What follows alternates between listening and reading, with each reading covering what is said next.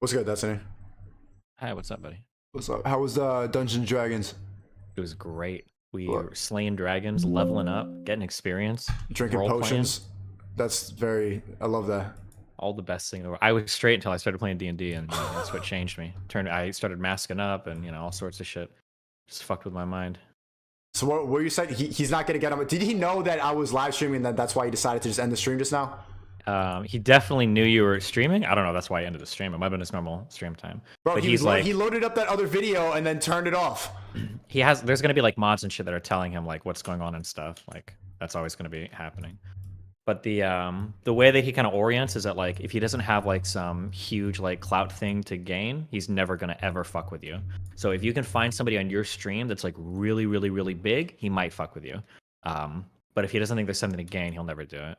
It's not even about fucking with me. I'm not looking for the clout. I'm tired of him getting on stream calling me an incel and then not being able to talk. Like He does this to everybody. That's like you're a his MO. liberal, but still like you're able to have open conversation and it's very entertaining for people. Adam22 was just on. He was talking about you for mad long, saying that he's been listening to all our debates. Yeah, the part of the reasons why I had to leave that like lefty community is because all of them kind of have like they make these like reasons why they won't talk to people, but in reality like it all comes down to clout. So like for instance like Vosh will say like, oh, like we can't talk to harmful figures on the right because it's bad platforming, but if they're more popular than me I can because I can take their audience, right? So they always have like an excuse for why if they can get clout they'll talk. Yeah, exactly. I don't know anything about Vosh. Is he the most liberal out of all of them? Imagine if like do you ever play a game called Metal Gear Solid or no? No, the Super Smash Bros. Version, yeah. Yeah, okay, never mind. Imagine if you could like take a clone of me and Hassan, but combine like the worst traits of both of us and make a bastard child. That would be Vosh. So he's like a super far left person, but he's not very funny. He's not very smart. But yeah, that's it. Yeah. That shit is very annoying about the left, that they will do very predictable stuff to try to emasculate you, and they'll go at your character rather than the argument because they're not very good at arguing and they can't have debates. That's why I don't think you're a real liberal, because you're actually capable of having a conversation without being prepared. Bro, yesterday I react to the L3 debate with Steven Crowder. That dude was so pussy, he brought on another guy to talk and he called it a debate in the title.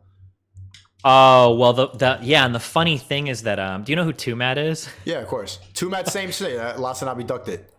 Yeah. Do you know why? Why? Because Hassan thought that Tumat had me waiting in the background. So Hassan didn't want to talk to him because he was too paranoid for it. Because Tumat and I have fucked around like joking about that before. But it's funny because Hassan is on stream laughing so hard when Ethan ambushed Steven Crowder with Sam Cedar. Yeah, and he was like, it's the funniest thing ever, like Steven Crowder got owned or whatever. But Hassan would not talk to Tumat about what they were tweeting about because he was so fucking scared that Tumat was going to drag me in or some shit. But yeah, so it's like at the end of the day, like your people are slimy, man. The yeah, no liberals shit, they are slimy.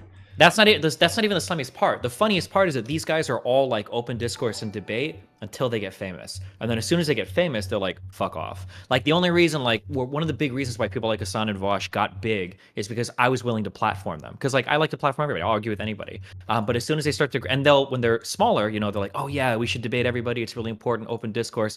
But as soon as they get a little bit of clout. Now, if you don't have the same viewership as them or whatever, they don't want to fuck with you. He was just saying that about on Fresh and Fit, saying that I'm not ducking Fresh and Fit. I just have more clout than them. But when we were on Fresh and Fit, it was 23,000 live. He had 26,000 live. Mm-hmm. That's the same. How are you going to try to say that they fell off when they're reaching like the viewers that you have right now? Yeah, and they've only been streaming for like a year and a half, It's annoying when it doesn't become a world of free speech and it's just about who has more clout. Like the reason I got into this is to seek truth. The reason that I'm there talking on a podcast about insecurities is to be open and honest and have open dialogue. And people are too afraid to have that nowadays. I took an L on a podcast specifically for that reason, but that's all they're going to have. Bro, man, I should have done that, bro.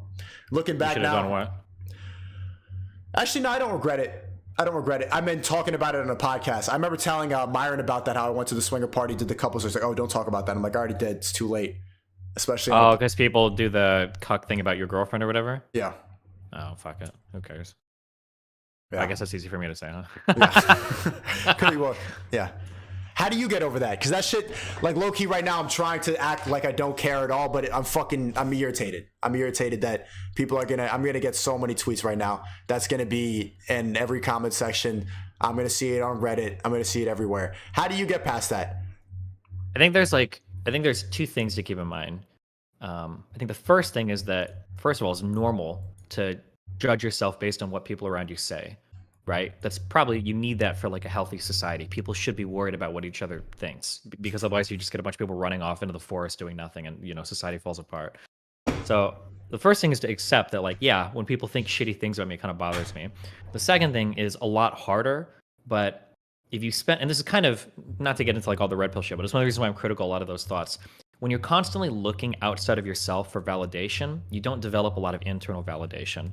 And when you don't have that internal validation, other people's negative thoughts of you will tear you down really hard. So like, I can joke about like my relationships or being a cock or Melina or whatever, because when I think about how I feel about my relationship, the only person's opinion that matters is mine and Melina's. Those are the only two people I'm worried about. As long as I'm happy in my relationship and she's happy, then I'm chill. That's people why I on feel the comfortable outside talking will about it, project. 'cause at the go time ahead. when I was in that relationship, it was completely that relationship ended a long time ago. I'm not with. It's been and I felt comfortable enough to talk about it because it didn't threaten my relationship. What were you saying? So my bad for interrupting you. Well, I was gonna. No, you're good. I mean, like, but like, just thinking about it like that, instead of trying to be okay with everything, you're trying to make it so other people shouldn't care about it, right? But the reality is that you're the one that has to not care about it, because the more you try to like push people away, well, it was a long time ago. It's like, well, once a cook, always a cook. Like, people always say shit like that, Right? And but if at the they end of the see day, that like, it irritates you, they're gonna latch onto it more. So you just have to not care about the insults that people have. yeah, which is really hard to do. That's like an inhuman thing to do. Yeah. Like a normal human being isn't built for the level of direct negative engagement you get from online shit. That's just, yeah. But any online content creator will tell you that. It's insane. Why do you think that people come at my character a lot for that, but someone like Patrice O'Neal, who's done the same thing and talked about it very publicly and in detail and was like my inspiration for going to a swinger party, why does his character not get defamed for that? I don't know enough about him to know like that situation or why he does or doesn't. I'd have to know more about him. I can't say. Why did he take his girl to a swinger party or Yeah, he something? took his girl to a swinger party because he wanted to have an open relationship and he wanted to be fair on both sides. Same reason. I wanted to fuck other bitches, so I went to a swinger party. It's like, okay, let's do a couple swap. Because if I could do this thing and go step out of the crib and do my own thing, then I should be able to supervise it. And I don't want you to go out and do it off on your own. I want to see it if it's going to happen. Saw it and I hated it. And now I hear this other red pill stuff. It's like, oh, okay, an open relationship should not even be possible for a girl. I should be able to do what I want and the girl should not be able to do it at all. But I thought that I was strengthening my jealousy and ego by witnessing it, but it didn't. I was like, oh, Patrice didn't care at all. Patrice just said like, yeah, it's just sex. Yeah, I mean, some people do, some people don't. Like the most common stories you hear this for are threesomes. It'll be a guy and a girl, and they're like, we want to bring a third person in and have sex, and it'll be fun. Usually it's female, female, male. But oftentimes you'll hear them, they'll talk about it beforehand. They're both cool, they're both excited, they're fantasizing about it. And then as soon as it starts happening, somebody sees it and their mind gets fucked. Because it's hard to tell but before you're actually in a situation, like how you're going to emotionally respond to it, you know? But I mean, like, some things you just have to experience. A male, female is a train. That's not a threesome. You can call it what you want, but I'm saying, like, from the woman's side or the man's side, like, you don't often know how you're going to respond to a situation until you're in it. That's just like part of life, right? Like, it just happens. Like, you can think you're ready for something, and then as soon as you're in it, you know, your mind can get fucked for whatever reason. Has it happened to you? No, but I think I'm probably a little colder than most, so it's a little different on my end. But I think it has happened with most people. Or you can read a lot of stories. Like I said, the threesome thing is the most common, where people go to try something and then once they're in it, they're like, holy shit, like, this is like mind fucking me really hard. What have you noticed about like your experience on the internet? Do you think that people appreciate honesty or do they use information against you? I think this is always what you have to consider when you're doing online stuff. I'm going to be a little gay for a second, okay? When you are being really honest, okay, what you're really doing is you're being more vulnerable, because honesty means you're showing people more of yourself, essentially, right? You're not playing a character. You're really showing people what's inside of you. When you do that, two things happen. One, the people that like you have more to respect and more to like because they're getting to know you more. But the people that hate you have more to hate and more to attack you with because they're getting to get more access to stuff they can hate you with, right? So every time you open up more or you're more honest, you're inviting people to like you and hate you more. That's just, yeah, that's just part of what it is, you know? Have you always been really cold, or has it developed from streaming for so many years?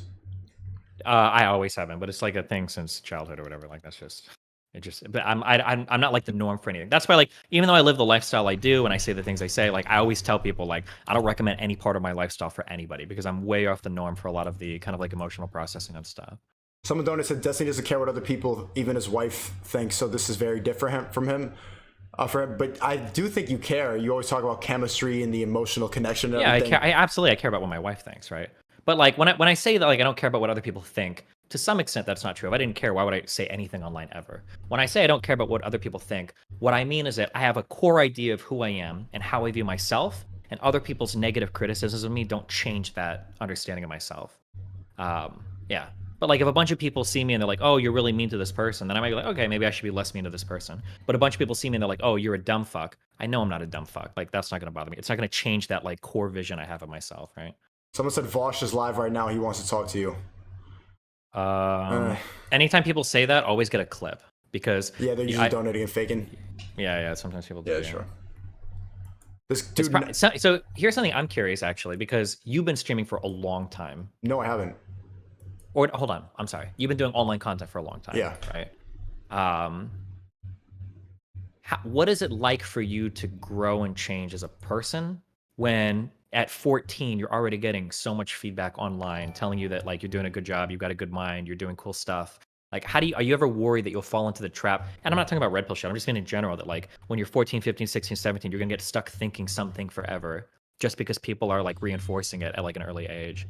No, I've always trusted and challenged myself to put my thoughts and ideas online, to pressure myself to grow and change in front of people, and to stay true to my character. Because I feel like if I wasn't honest, I would have gotten exposed right now. I think I like the pressure of having to be myself publicly, because it makes me hold myself accountable right now. Like right now, I'm like. Right now, I had Adam22 on, and he was talking about how Bill Clinton pardoned his dad, and he has all these like demon tattoos, and he's like repping this stuff. That shit made me a little uncomfortable. And then I have Lasanabi talking about like the swinger party story, and that shit's making me uncomfortable. But I like the pressure. Oh wait, Hassan was bringing that up? That's what I'm talking about. Oh damn, I didn't know he was. That's kind of weird. Who you thought I was talking? What do you thought I was talking about? Or I just thought random people on the internet were bringing it up. I don't know who Hassan was. No, random people have been bringing up an. That's why I was just trying to get him on stream, bro. He just reacted to it. Wait, why did you DM me? Oh, I was watching you react to him, but I'd like just clicked on the stream and then I saw he was dodging. Yeah, he was reacting to the swinger party story. I wasn't just trying to get him on now. He was reacting to that and calling me a cuck and saying this stuff, so I just wanted to talk to him. But gotcha. You know that he like, I'm not shitting on him for this because I don't think there's a problem with it, but you know he was dating a porn star before that, right? Like Janice Griffin. Really? It's kind of, yeah, so it's kind of weird for him to call me a cuck. Yeah, but I don't think he's a cuck. But I don't think that swinging makes you a cuck. But yeah, I don't know. There's a kind of a weird attack from him, but whatever. Yeah, so his girlfriend was getting fucked on camera, but you're calling me a cuck because I went to a swinger party. Yeah, sure, but with your mentality, it sounds like what you're trying to do is call everybody a cuck. No, I'm not trying to call him a cuck. I'm not trying to call a cuck. I'm trying to point out the hypocrisy in that. Yeah. Hypocritically, I would say, yeah, that's true. I never even called you a cuck. Sure, yeah, that's cool. I appreciate it. Thank you so much. You're not a cuck, Destiny. Thanks, I'm not a cuck. Lasanabi's not a cuck. Nobody's a cuck. Uh-huh. Gotcha.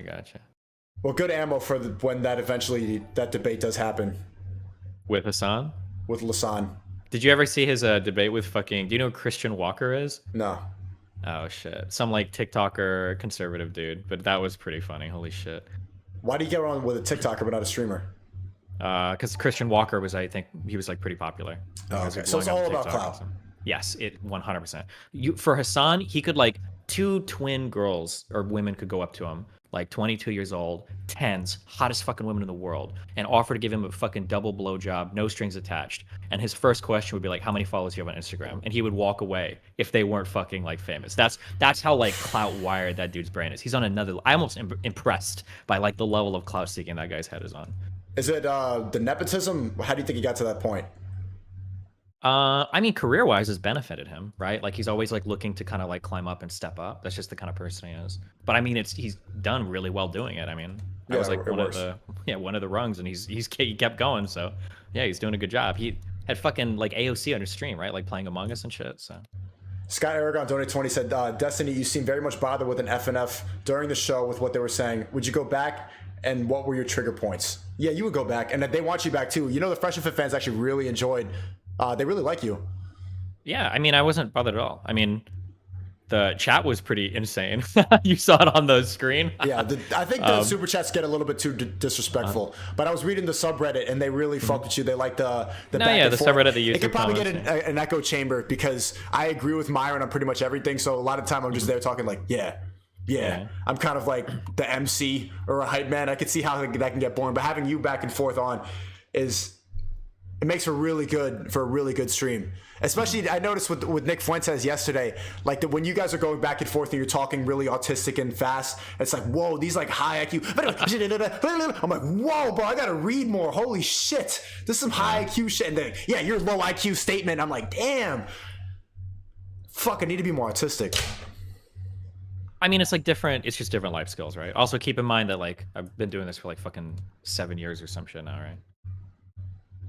But you didn't answer the question though. What triggered you on FNF, and would you go back? I don't think anything triggered me. If I was gonna get triggered by like chat or donors or something, I would be already like fucked as a streamer. So Yeah, I don't think you were triggered. yeah, no. If anything triggered me, it was the fucking girls. But Are you red pilled? what? The girls triggered you, but not all the red pill statements? That kind of goes against the liberal. I'm just saying that just all the those Zans 1 and Zans 2 next to you were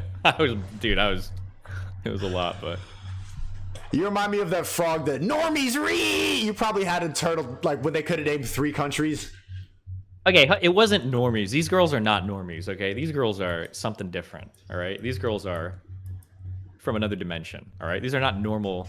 Not to shit on them. Now I feel mean like I'm shitting on them. But You just call them Zam 1 and Zam 2. well, you called them that. I was just so you knew who I was referring to, okay?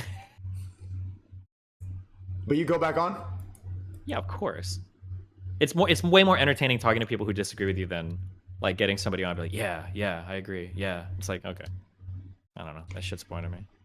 Eula donated 5 and said you wanted to see your girl with a guy to ease the guilt that came with infidelity. You wanted to see her do it so you weren't the only guilty one of cheating. Bro, I was trying to be equality. I'm out here fucking. It's not fair. Let me see it to make it even. But I should have seen that coming. I really thought that they were going to see past that in the podcast. I had no thought in my mind that I was going to get called a cuck after that. But it doesn't matter. It doesn't matter, right? You just have to bob and weave. Oh shit! What? That didn't happen the day I was on, right? Was that before I was on? The other day, or like an earlier day, or What you mean? when people were calling you a cuck or whatever? Oh, or... they've been calling me that for months. They've been calling for ever since I did that podcast. People dig it up and they say that like that was the start of my villain arc. Yo, one thing about Libs Destiny, and your fans love it. I've been reading your subreddit, La Sanabi. Yo, You Libs love to psychoanalyze me. You treat me like a character study. It's like a movie review. People like to figure out like where I did this or where I did that. I think what makes me different from a lot of other streamers is maybe because I've grown up in front of it. But yo, you Libs really love to psychoanalyze me. Your subreddit, my subreddit hates me. My subreddit likes you more than they like me. They don't really character study you. They already know where you stand, and they kind of just follow what you say and what you don't say. Well, I mean, I think the challenging thing is that like you're making a big ask of your audience, right? And I do something similar, so I know the growing pains because I've had to chop off tons of my fan base in the past. Like I'm still actively doing it. You're making an impossible ask. We are saying you're gonna grow from point A to B to C to D, and you're gonna change over a long period of time. Most people don't do that. When they start watching online content, they just want to see like this is the thing I like, and I want it to stay the same. But when you start at a certain point and then you start to grow over time, your beliefs, the way you present yourself, like everything about your ideology, it's all going to change. And the people that liked what you were before aren't going to like that growth. It's kind of like how why do they keep fucking watching? Well, I mean, to some extent, they like who you used to be. Some might really like you as a person, and those people, the few that like you, like just for who you are and your thought process, they'll probably follow you through your journey or whatever. But there's going to be a lot of friction there. It's kind of like whenever like a band, you know how like every band they make like 2 albums, and it's like the first one is pretty good, then the second one is really good, and then on the third one they're like, we're going to try some new shit, and like half the fan base is like, oh cool, you're branching out. The other half is like, this is lame. Like, why didn't you just make, you know, Meteora #2 or Hybrid Theory 2 or whatever? Like, that's just like that's something unique that you're doing because you're changing so much on the internet, right? Like if I were to go look up videos of Hassan, he's saying the exact same shit now that he was saying as soon as he started streaming. He hasn't changed at all. It's an echo Same chamber. thing with Vosh. But that's Yeah, how you it's the build a same. core, strong people who will always ride you forever. Yeah, because they know what they're getting when they show up. They enter the place, they get exactly what they want, and that's safe, and it doesn't change, and it reinforces their beliefs. And then you kind of have like all of your friends together in an area where you're all kind of cool and you vibe with each other, and it's all good. And you don't have to worry about like anything making you uncomfortable or challenging. You don't think you have that a little bit? No, my stuff has changed a lot over time. That's we go through a lot of purges in my community. Then why don't I see anybody say I missed the old Destiny? Yeah. Well, because it depends on who you were. If you were, so like if you were a communist or a socialist, like you're not saying anything now because you've left my community. You're a part of Vosh's or Hassan's community now. If you're somebody that likes, a lot of people joke that they miss like Nebraska Steve because I used to be way more brutal when I argue with people. So a lot of those people probably dried up and left. And then for the ones that stay around, they end up kind of like changing ideas. But my fan base still disagrees with me on a lot of things. It just depends on what topic comes up. But they're mainly like very niche, like political or boring political topics. Like we'll fight over things like the Electoral College or the balancing of the Senate or how good the, you know, like the filibuster is. Like it'll be like political topics like that. A lot of people just dislike me, like the whole thing about me. It's not a topic, it's just me. People treat me like, that's why I get the villain arc thing so often. It's just me as a person. Yeah, but I mean that's because you sell you as a person, right? So that's what they're gonna like and hate. Is that not what Again, every streamer does? I don't know. So here's like a question I would ask, and I don't know, and as much as I like to shit on him, I truly don't know. But like, if I go to Hassan's stream and I watch Hassan's stuff, and I've only seen a little bit because I stream a lot, so I don't have time. Am I getting to know Hassan as a person, or am I getting a copy-pasted, ultra-progressive dude that's just giving me political takes that are super predictable, and then a guy that's giving me like React content? Like, how much do I really know about Hassan as a person? Like, I'm sure you get like little rays of sunshine through the blinders every now and then, but I don't know how personable his stream is compared to Yeah, not like very somebody much. like you. I don't know shit Yeah. about him. I really, and I've seen him react to me so many times. I don't know shit about him. Mm-hmm. People know every fucking thing about me. Yeah. Huh. That's why I get the character analysis. It's part of it, but it's also why you probably have a really dedicated fan base. Like, I'm sure you got a lot of people that hate you, but you've also got a lot of people that probably really, really love you too. Yeah, I just did 600K. W for that. Okay, what? Subscribers. Oh, nice job. My second channel. Do you recommend people who are getting into content creation to create an echo chamber, or should they take my route and just be honest and talk about everything in their life? And it depends on what you want to do, but I mean, I like your route. I hope it's like the route that I've kind of gone to being like really authentic. But the problem is, Yeah, you have a like, similar route. People know everything about you. Yeah. I mean, yeah. But just remember, the problem is always the more you reveal, the more everybody knows. And then also something that's difficult is when you're held up on a pedestal like that, every single mistake that you make is for everybody to see. Like it's completely bare naked and everybody can judge you and nobody else has that same level of pressure, you know? Like people will judge you for like leaked Discord call logs. Meanwhile, they've got like racial slurs flying around in their group chats, but nobody gives a fuck who they are. They're not going to get doxxed. They're not going to get canceled. Their shit's not going to get leaked. And even if it did get leaked, nobody would give a fuck.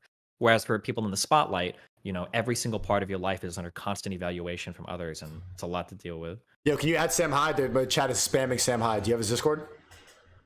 I don't think he has Discord. I can message him on Instagram though if he's. They're spamming Sam Hyde, but okay. I thought that he was interested in joining, but if he's not, then it's going to take way too long to teach him Discord right now. Yeah, last time we talked, it was on Skype. But if he DMs me on Twitter or some shit, I can try to get him in.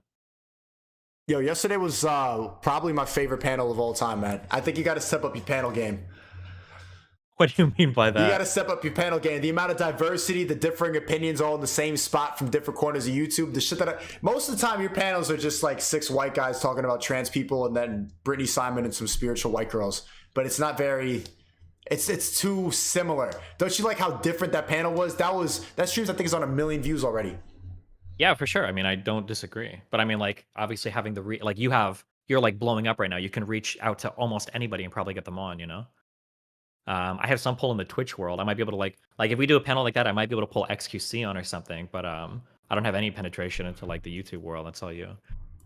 But even the panels I do now, dude, if you think the panels I do now are boring, you should have seen the ones when I was on Twitch. It's like 8 white people all talking about how great socialism is and whether or not we should like abolish all of work and like who's going to work on the commune. Are we going to make art all day? Like, Oh no, that shit was, yeah.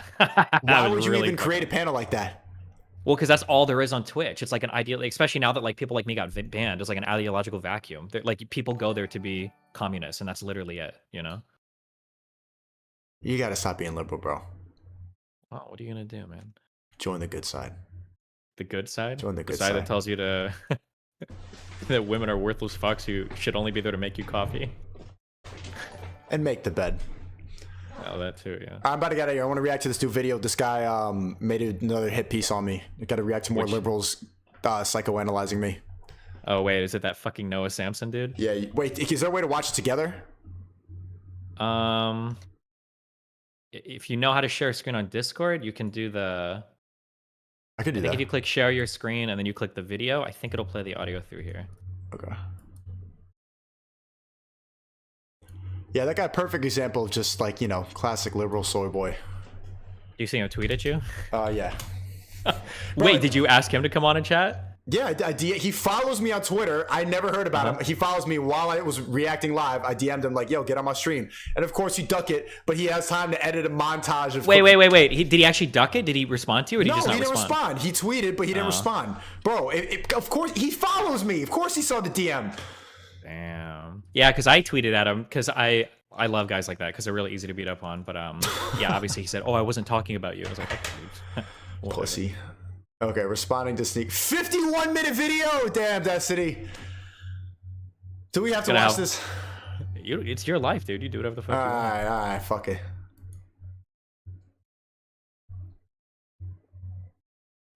Fuck it. How do I do this? Screen share. Oh, cool. You can hear the audio too? You can play it for a second. I'll tell you if I can hear it or not.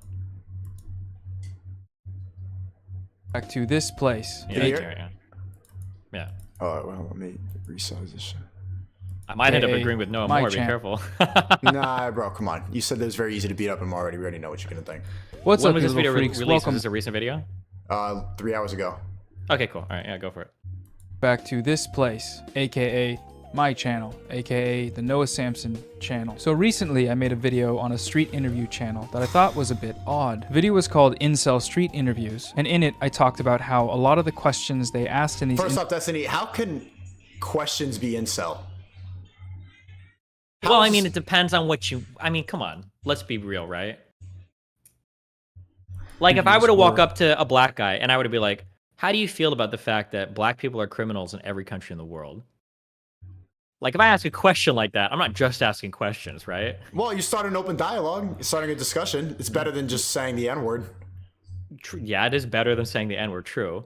But you can like just ask questions, but it can still be like pretty insidious, right? Like, where you're obviously trying to get at something without getting at something. Sometimes just asking questions can be worse, right? Not saying that's always the case. Narrative based, and how the community that these videos have fostered is not exactly a great place to be if you're a late. Bro, let's get him on the fucking stream. I don't want to hear his fucking whiny Wii Sports music thing. Can I DM him real quick? This is so Why dumb. are you asking me? Do it. Yeah, tweet at him. Fucking pussies. Can we just talk instead? I hate doing this reacting back and forth. You're the only good liberal, Destiny. You're the only good one. Yeah. Well, yeah, I mean, like, all of these guys are gonna duck you. That's what they do. He's watching it right now. Noah Samson, stop being a fucking pussy. Just talk on Discord. Oh my god. Ugh, I gotta hear. Da-na-na. This is a safe space for me. When did he last tweet? 2 hours ago. He's 100% watching this right now. Yeah, you think so? Yes. And Sam, he follows me. Tweet wasn't about you, man. It's funny because he said he was gonna make a video about me, a dedicated video a while ago, but he never did. So how disappointing. Rate his mustache real quick. I mean, it's a decent mustache if you like mustaches, right? Yeah, they shouldn't be solo though. You need a beard. Yeah. All right, look at me talking though.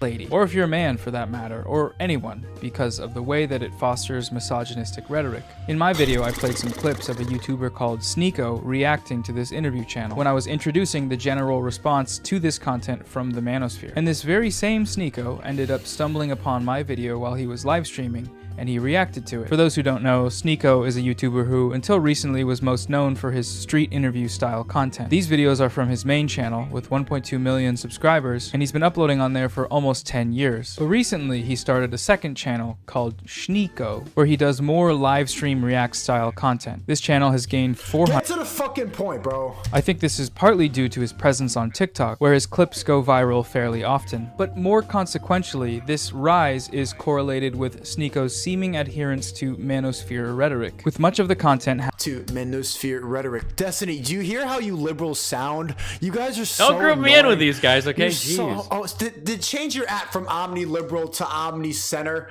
or whatever the fuck, what's the word, independent? having red pill, conservative, or anti-feminist themes. It was on the second channel that Sneako reacted to my video while streaming and uploaded a cut-down version of this stream to the channel yesterday as a standalone video titled Sneako Haters Are Get to the point! We understand everyone knows what Creepy White Knights. This is actually a very good point. I am Sneako's #1 creepiest hater. But Sneako's response to my video, you're a creepy hater, and the dude follows me on Twitter, and I've never heard about him. I hate liberals, bro. Destiny, you're so annoying. was interesting. It was fun, okay? So I thought I'd take the opportunity to go through it and answer some of his questions and respond to some of the things that he says and see if we can all take something of value away from this. I'm going to be responding to most of his video, minus the parts where he repeats himself. So this video might end up being a bit long, but... Oh my god, see what I'm saying? It's a 51-minute video. They can't make it 2 minutes in. You guys don't know how to make points. That's why you need to make reaction videos and you can't get in a fucking call. It's not you, Destiny. I know you're one of the special ones, but liberals fucking suck. You get too triggered to have a conversation. L3, Lasanabi, all these fucking LA soy boys who sound exactly the same. I think it could be worth it. And if you don't feel like yeah, I mean, I don't disagree with it, you, dude. This is like, this is my problem. Like, I'll have some dude who'll make like a 4.5 hour like video responding to some shit, and he'll be tweeting all day, and I'll be like, bro, do you want to hop on a chat? I'll be like, I'm busy. It's like, what do you? You're a YouTuber. What the fuck do you mean you're busy? Like, you're gonna be on Twitter for the next 12 hours crying about my fans harassing you. Like, why can't you just chat? Yeah, but I mean, it is what it is, man. 52 minutes, like, the chat's saying L attention span. Get off my fucking dick. 2 minutes, he said nothing. Preamble, and he made a video responding, and he's been on TikTok. that is totally fine. Leave a like on the way out as a treat if you feel like doing that. Okay, without further ado, let's watch. I'm bored already. This guy sucks. But there's another one of these. And he went on my boy, this fucking soy boy, Noah Sampson. Went on my boy, it's complicated, calling it incel street interviews. Whenever a man calls another man an incel, red flag. So Sneako here says that it's a red flag when men call up. So Sneako here, and I have a soft voice. I'm the same. Wait, oh my god, hold on. My brain is getting fucked. Was that you just talking, or was that you in the video just talking? That was me, and that was the video. That was the real video. Okay, holy shit. Okay, gotcha. Okay. You thought that was me now? Yeah, okay, I just got mind fucked really hard. I need to change my mic settings or some shit, my fault. Yeah, other men incels. But that raises the question. I'm gonna speed it up, is that cool? Yeah, knock yourself out. All right, this guy talks slow as fuck. This is a ×2 YouTuber. I'll do 1.5. Okay, thanks. Question, what if they're being incels or doing incel shit? We just aren't supposed to say anything because we're men? That doesn't sound like a great plan, because if the onus is on women to call out this kind of behavior, why would men that actively avoid talking about it amongst themselves ever choose to believe them? Also, he does some name calling. He calls me a name here. He calls me a soy boy. For the uninitiated, soy boy is a sort of derogatory term. You name call me first, you call me an incel. Do you see how dumb that is? I'm offended. Destiny, defend your liberals right now. Say something. Yeah, I hate this dude, man. I'm not gonna defend this guy. All right. Term for a weak man. Urban Dictionary defines soy boy as being an effeminate male whose feelings get hurt far too often, usually resulting in some kind of pitiful retort or changing of the subject. And I must admit, he's got me there, okay? I am effeminate. I'm soft. I'm emotional, all right? I have a floral backdrop wallpaper in my room. I brush my teeth, and I floss, and I wash my ass. And I am sensitive, okay? I'll dip my toe into a la la land and What the hell does washing your ass have anything to do with being a soy boy? Does he think I don't wipe? Maybe. If he was in here, we could ask. My feelings. Bro, can we just get him in the call? This suck. Yo, Noah Sampson, I know you watching, you fucking pussy. Just get in the call. Your 51 minutes, it's too long. Let's talk. We could skip this nonsense. It'd be way more entertaining, and we'll go easy on you.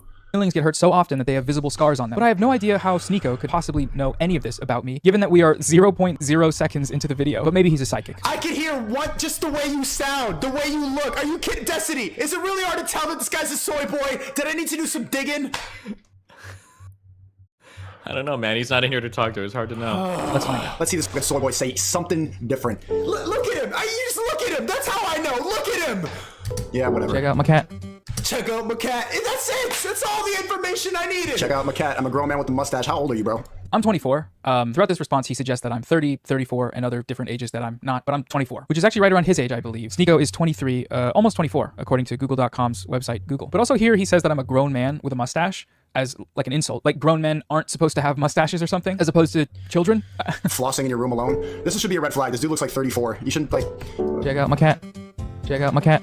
Oh, he's nice and safe. I feel comfortable with him. This soy boy's a safe space. Yeah, Glad me to hear too, that, dude. Sneako. I do like to keep things You feel comfortable? I feel comfortable right now. Yeah, I'm at ease right now. comfortable for everybody, so that's good. On the Noah Samson channel, Isn't it funny how he sounds like he's speaking at normal speed now? we pride ourselves on having the softest, cushiest, fattest, Slow him down to wettest, ×1 again. Let's see how slow this is. Low energy liberals. Low energy Biden. channel, we pride ourselves on having the softest, cushiest, fattest, wettest, juiciest, grippiest echo chamber on the platform. Babito. Her name's Bab. But if you make an Instagram for your cat, just like reevaluate your life. I'm sorry for the people who have Instagrams with cats, but like if you're a grown man with a mustache, you should not make a cat for your fucking Instagram for your cat. So I'm not really sure what his problem is with me making an So I'm not really sure. The real question is, why is he wasting so much time on like the meme shit? Like, why not get into the actual meat of your argument? Because these instead are of, what like- liberals do, bro. They just get triggered and they have to dissect jokes. Bro, obviously I'm not gonna eat your fucking cat, but people on Twitter like, he literally threatened to eat his pet. Shut up. Instagram for my cat, Babe. I made it mostly just because it's an easy way to keep my friends Also funny how him and Lasan have the same haircut. and family up to date on all Oh, the they latest all have Babe the same news and haircut, event- dude. a one-stop shop, if you will. And I know folks in the audience, you know, some of you are fans of that small furry animal critter. So yeah, it seems like a just weird thing to get hung up on, but okay. Instagram is for cat. It goes puppy. Not to, bro, no one gives a fuck about your cat. I do. Okay, I like her. You know, see, look, I like her. I like you. I give a hoot about you. Also, when he's Destiny, please add something. I'm tired of raging. Can you say something? Or tell me when to pause. Did you tweet at this guy? No, I just DM'd him again. He follows me. Should I Hey, at Noah Samson. What's your name? Sneako. Says he can chat if you want. Great opportunity I'm tweeting at to him too. spread your message! ! Yeah, encourage him. Make it feel safe and comfortable. Got it, dude. he says All right, that fans, Instagram is retweet for it. Retweet that shit. Or just, oh man, now we're gonna give him, oh, whatever, bro. cat, not for cats. By this, he means that Instagram is for ladies, not meow-style cats like this one.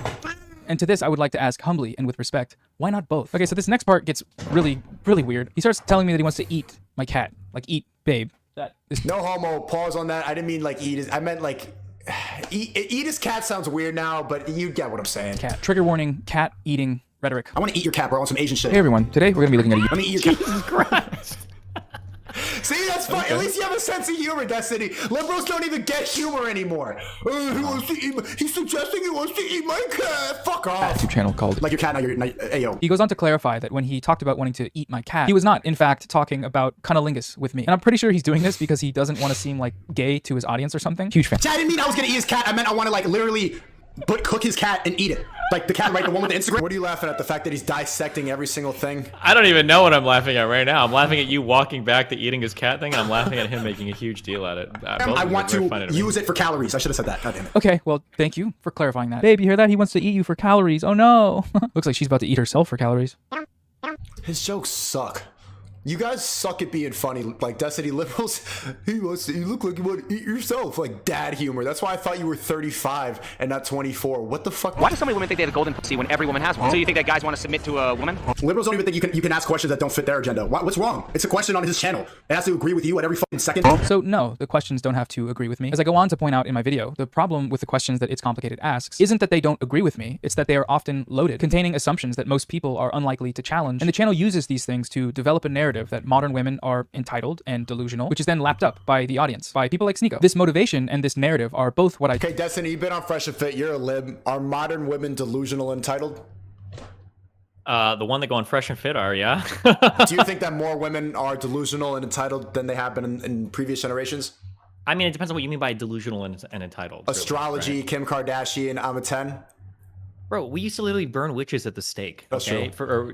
So I don't know, man. Women have probably always been on some crazy shit, but men are on some crazy shit too. No, but Damn. men were the ones burning the witches at the stake. Women were not burning other women. What am I supposed to take from that?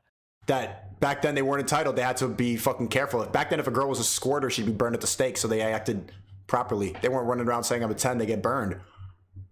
Is that why we burn witches at the stake? Yes. I disagree with, because they hurt everyone. They proliferate hostile potential relationship environments for women and lead men to harbor undue resentment towards potential partners, which in turn may hinder their ability to form and maintain lasting, healthy relationships. And I don't want either of those things, you know? I feel like my thesis is pretty well supported by the content of most of these interviews. But even if you disagree, I would love to hear an explanation as to how every single one of these videos' comment sections are riddled with misogynist Back to regular speed. attitudes. If there wasn't some sort of through line of misogyny on the channel. We will get more into this later, but for now, no, the issue is not as simple as the questions asked in interviews need to agree with me, because as I said, they don't. Okay, so next, Sneako goes on to sort of speculate about potential ulterior motives that I may have for making the videos that I choose to make. Keep in mind, this is all happening within the first minute and a half of my video. Also be wary, and women, if there's any women watching this, don't you see right through the bullshit? You know that this guy's like, you know, like, hey, look at my cat. I'm a safe soy boy with the safe. This dude's trying to get pussy. But like, yeah, I'm not like those other alpha male triggering guys. Oh my God, those guys are so unsafe. Come here and let's go on a picnic with my cat. In Sneako's mind, it seems like the only reason he could see as to why a straight man, like myself, might want to call out other straight men in a way that I often do on my channel is because I, quote, want to get some pussy. And yes, once again, he has exposed the truth, okay? As you all know, at the end of all my videos, I do display my full real phone number in these bright, big letters with a big red arrow and text that says, "Cute girls, please text me. I am lonely and full of soy." Okay, but jokes aside. That's what he takes. I don't know what you want me to say. He hasn't made a fucking argument yet.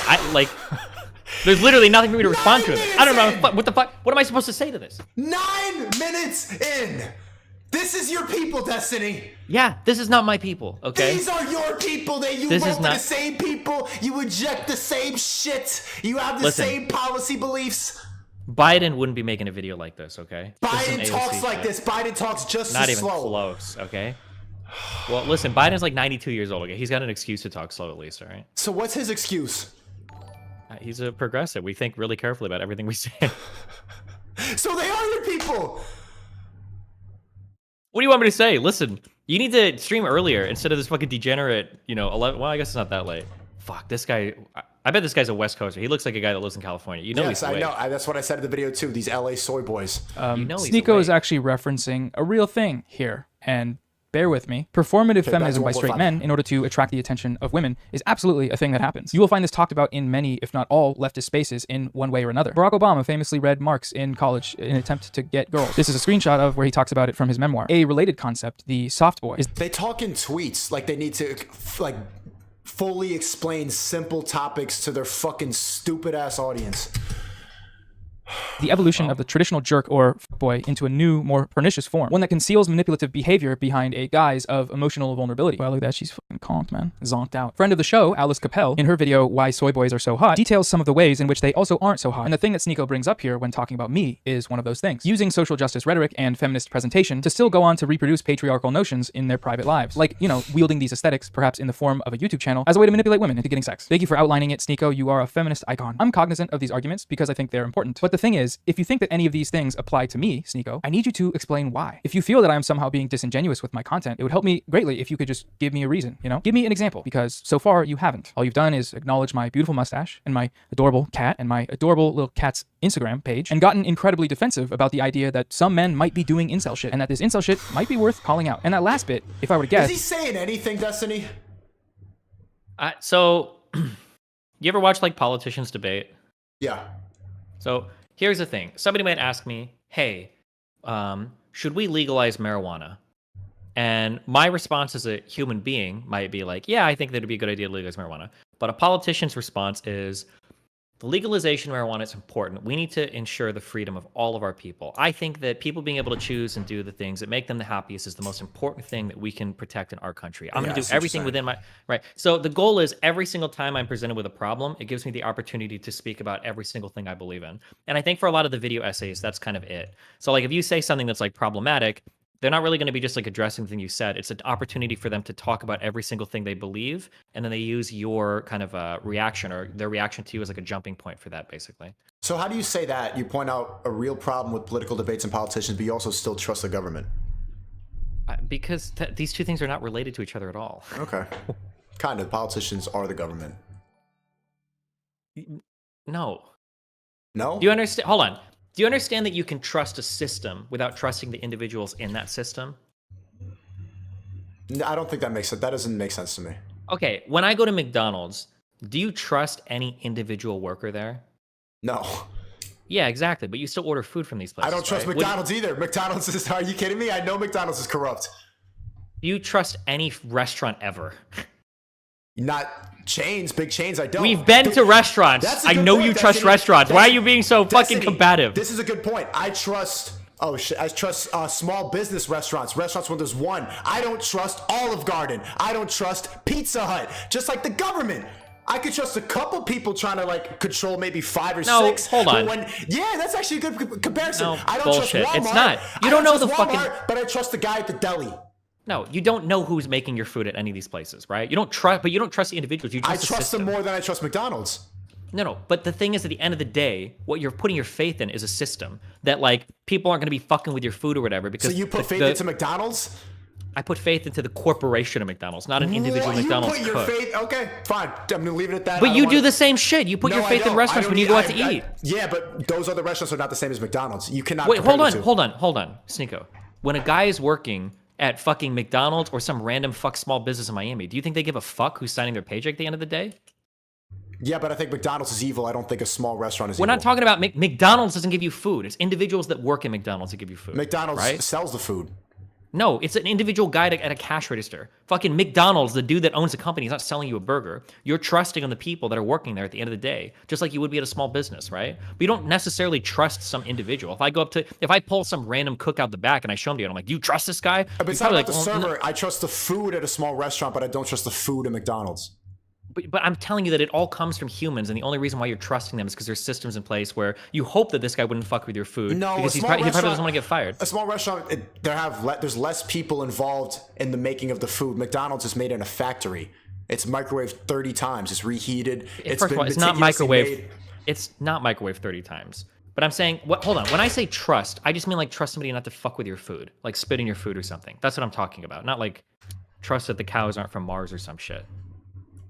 Okay. There's no reason why I cook. If you can trust McDonald's as much as a small restaurant, then we disagree. So you think there's as much a chance of a guy to spit in your food at McDonald's as there is in some small restaurant? It's not about spitting in my food. It's about the creation of the food. That's what I'm asking. I'm talking about spitting in your food. I'm not talking about spitting. I'm talking about the motive behind the food. Was McDonald's made with love, or was it made to make people have the cheapest option for calories? And was a small restaurant for the experience? I think restaurant food is made with care. I think McDonald's is made with money, with greed, with corporate nature. But you don't go and check out the background of every single restaurant you go into. No, but more likely than not, I trust that they actually value the food. I know that McDonald's doesn't value the food. That's the difference. Okay, you know what? If you believe that, that's fine. I can give that to you. But then you're trusting the institution of small businesses then. You're not trusting any individual business. That's what I'm saying. I trust small businesses more than I trust big corporations. Sure, but it's still, at the end of the day, it's not like an individual person you're trusting. It's like less the people, concept. Though. McDonald's is way more people and it's way more corrupt than it's okay, more who do you trust? Okay, business. who would you trust to serve you better food? A guy that's working at Olive Garden or an Olive Garden restaurant or a crackhead off the street? We've already established that it's about the food, not the server. Let's go back to the video, though. Well, sure. No, wait. Hold on. Crackhead off the street. It's one guy. Would you trust him to come to your house and cook you dinner or some random fast food worker? Just because it's less people doesn't mean that it's like more trustworthy. That's never true. I don't understand the analogy between the crackhead and... Well, you're trying to make it sound like small businesses are better just because there's less people involved. That doesn't make any sense. No, but I think that they make it with care. I trust that it's more likely that a small business is making the food with care rather than a government, which is making it with greed in mind. The government? Government's nonprofit. The government is McDonald's. yes, that's your real reason. Because I'm a man that's doing what I'm doing, I must not actually believe the things that I say. But you see the dynamic that this sets up, right? This is telling men, don't call out other men, even if they might be worth calling out, because this is, you're simping. You're white knighting to get some pussy. And that line of thinking is actually a really good example of how misogyny works. Okay, so in this video, Sneako does this thing a few times where he asks his chat to give their opinion on something and then gauges the validity of his own opinions based on how well it coincides with the chat's consensus. It is just incredible to watch. Shut up, mustache! Bro, can somebody, like, are there any women in the comments who could see through the bullshit? Oh, okay, they're saying all BS, Isabella's saying LMAO. Okay, there's a couple in here. Tell them, chat. Because you're gonna see this, he's gonna try to react to it. He's gonna cut this part out. Everybody here thinks you're a fucking limp. 6,000 people. People say punchable face, pussy, NPC activity, whale. There's no way this guy gets any women. He's boring. You're saying predictable stuff. They're all calling you a fucking limp. What do you think about that? There's 6,000 guys watching this right now, but I'm the incel, right? We sat down with the Noah Samson is Bad Club and asked them their opinion on Noah Samson. The result. No, it's not the Noah Samson's Bad Club. Nobody gives a fuck about you. It's just another soy boy reacting to me like the fucking 5,000th one, giving me free content and reacting to your fucking predictable bot ass. Will shock you. So no one gives a fuck about you, Noah Samson. You sound like the rest of them. You look like the rest of them. We know exactly what you think. this is just really silly because Okay, wait. So here's a question. I'm curious. Do you ever think about, you know, that at this point you're gonna have haters that are like trying to build careers off of you? Yeah. Do you ever think about like responding to certain videos or talking to certain people, and that people might try to like just bait reactions out of you for popularity? Yeah. So after a certain point, it's not even worth, like, I've seen many channels. There's a couple of them that, you know, like Papa John's and this other kid. I don't even want to give him clout because it's just like, I could look through their most popular videos and it's always Sneako's insane, Sneako's stupid, Sneako's losing this, and then they post their own reaction videos, their own personality, nothing. So I know how tight it's making them that I could just ignore them and they try their own shit and nobody gives a fuck. So it's better to just not respond. This guy, it's like after this video, and if like right now he's ducking like even getting in a call, I'm never gonna speak about him again. I'm gonna try to see if he makes his own good content, but we already know low IQ, slow, boring, no one gives a fuck. So this is a minor amount of clout, and nobody who's here in the stream is really gonna go watch his videos. They already know his opinion. He's not gonna say anything like unpredictable. It's stupid. And right now, the fact that he's ducking this call, but he follows me on Twitter, shows the pussy behavior. People are tired of that. People want free speech. People like the debates that we have. This is the shit that's taking off right now, not this fucking predictable soy boy bullshit. His insecurity of having to continually throw his and his chat's insults at me. I have to ask, what else does he expect them to say here? He's been just nonstop shitting on me for the last 20 minutes, and then decides soy boy to ask them what they think of me. And it's not that his viewers can't have an opinion about me or that their opinions are never valid, but like if I told every one of my subscribers to go down below and comment that the earth is flat, would it be smart to then scroll down and read this comment section as some important data set that should be analyzed when we're determining the flatness of the earth? I just love it, man. It's so silly. It's so fun. Also, when he says that part about him having 6,000 guys watching him and how that means he's not an incel, that is quite something. And there were girls in there also calling you a fucking limp. That was the point. This is my audience demographic breakdown by gender. Yeah, it's very predictable. If you have a breakdown of this, Holy shit! If you have is that real? Yep. If you have more female than men watching you, that says a lot. Like you could figure just by looking at your audience demographic, you can figure out what you think. Destiny, what's your split? Is it like 60%? It's probably men? like my 40% female, 30. No 30? shot, dude. It's gonna be like 95-5. Only 5% female? Probably, yeah. Check real quick. Okay, maybe I'm exaggerating. I thought at least 20. I thought at least 20. No shot, dude. Really? Hold on. I'm about to do his content, man. I'm about to make hate videos on you. 1 second. Go ahead, man. 50% women. That's wild. Yeah. That shouldn't happen for a man. But this is what I'm saying. Just like pandering to women. Every video is going to be about this. Like misogynist, straight men, a safe space, petting my cat. You're very predictable. There's so many channels like this. This is what YouTube's become. People are tired of this fucking shit. That's why everyone was saying that they liked the panel from yesterday. It felt like pre-2016 YouTube. It felt like OG YouTube where people didn't give a fuck. People are tired of this shit. This is my fucking channel, dude. What do you mean? What is it? Let me see. I sent you a DM on Discord. Jesus. Oh, wow. Yeah, we got the same split. Holy shit. This dude's wild. We have the same exact split, Destiny. 93.3% male, 5.4% female. That's higher than I thought for women. Nice job. Good job, ladies. Usually fluctuates between 50 and 60% women, depending on the video. Shout out NB's almost at that 5%. We love to see it. We got to get those they, them numbers up, folks, though. Come on. Sneako has said... Problem? You have a problem with that? Did you just hear that? Was that a joke? Who knows? Okay, I'm gonna move on. Before that his audience is 5% women. If that figure is incorrect, Sneako, feel free to post the updated stats. But like, based on these numbers, which one of these spaces is more likely to be fostering incel rhetoric? The one with 95% men, or the one where we're getting somewhat of a balanced input from... Liberals don't even know what the fuck incel means, bro. Involuntary celibate. Everybody. I don't think it takes a lot to do the math on that one. You know, he does his ask the chat thing again later on in a more aggressive fashion. Man, I got 6,300 people watching right now. If I'm full of shit, if I'm an incel, let's see what the chat thinks. There's 6,000 people in here. You're saying the status quo shit. What do they think? I mean, if I'm wrong, if I'm a fucking idiot, like my chat disagrees with me all the goddamn time. Just read my comment section. People don't blindly agree with me. I get challenged. I have open dialogue. I encourage freedom of speech. But everybody in here thinks you're a fucking simp. Every single person in here. It's been spammed on your face right now. Bro, I don't have an echo chamber. These people check me all the goddamn time. They can't wait to call me a bot when I slip up. They don't. I'm gonna say it one more time. Our first debate, Destiny, they gave you 70% that you won the debate. I do not have an echo chamber, clearly. Can't wait. They can't wait to call me an incel. They can't wait to check me. But every single person in here is calling you a fucking simp. I'm not in an echo chamber. Why would you say that? My chat checks me all the time. Hey chat, am I in an echo chamber? Also, when his viewers spam the word limp in all caps in the chat, I think this is supposed to mean L plus simp. Like how he calls Hassan Lasan, that's supposed to be L plus Hassan. It's a very clever trick and devastating to the No, it's not. It's just a Twitch word because you can't say simp on Twitch, you fucking idiot. How we will recover, I know not. Or they might actually mean limp, as in like limp dick. And if that's the case, I don't know why they would expect my penis to be erect while I record YouTube videos. I like doing YouTube, okay? What is he talking about, Destiny? But not that much. He's making jokes, dude. This is stand-up comedian act. This is humor. Like, this is why you have a 50% female audience, because women, like, your humor is just... If it is a woman's right to withhold sex in a relationship, should it also be a man's right to withhold financial support? Yes! Why is this guy encouraging... Bro, what? You want to give all your money to a bitch? No, Sneako, I don't want to give all my money to a bitch, at least as far as I know. I showed this screenshot because I think this is a very bad comparison to be making, and I can explain why here. This comparison asserts that exerting power over a man by taking advantage of his finances is morally equivalent to rape, and I think that's bad, personally. I'm not a huge fan of that take. Like, the setup to this question. Oh, wait, what? That was a wild comparison. One more time. I'm sorry. One more time. I didn't hear what he said. Here, this comparison asserts that exerting power over a man by taking advantage of his finances is morally equivalent to rape, and I think that's bad, personally. I'm not a huge fan of that take. So it sounds like the original comparison that you were making, if I'm trying my hardest because I didn't see the original video, it sounded like some women were talking about, like, if your man is misbehaving or whatever, you know, withhold sex in order to kind of like bring him around. And it sounds like you asked the question, well, if a man withholds financial support, would that be okay if the woman is acting like a bitch? And obviously there's probably a double standard that's revealed there. And it sounds like he's saying, well, that's different because withholding sex, if you don't want the woman to withhold sex, that means you're raping her. It sounds like that's where he went with that. But that's kind of wild. I did not even, that went over my head. I didn't even understand that take. Okay. That's a pretty wild comparison. Like, the setup to this question. If it is a woman's right to withhold sex in a relationship, you realize this frames consent as if it's something that's up for debate. Like, when would it ever not be a woman's right to say no to sex? And no, of course, I don't think women should take advantage of men for their money, but don't act like these are morally, ethically, or materially even in the same universe. Not when 9 out of every 10 rape victims are women. Not when throughout history, women have been barred from access to higher paying jobs, and often in turn... Nice.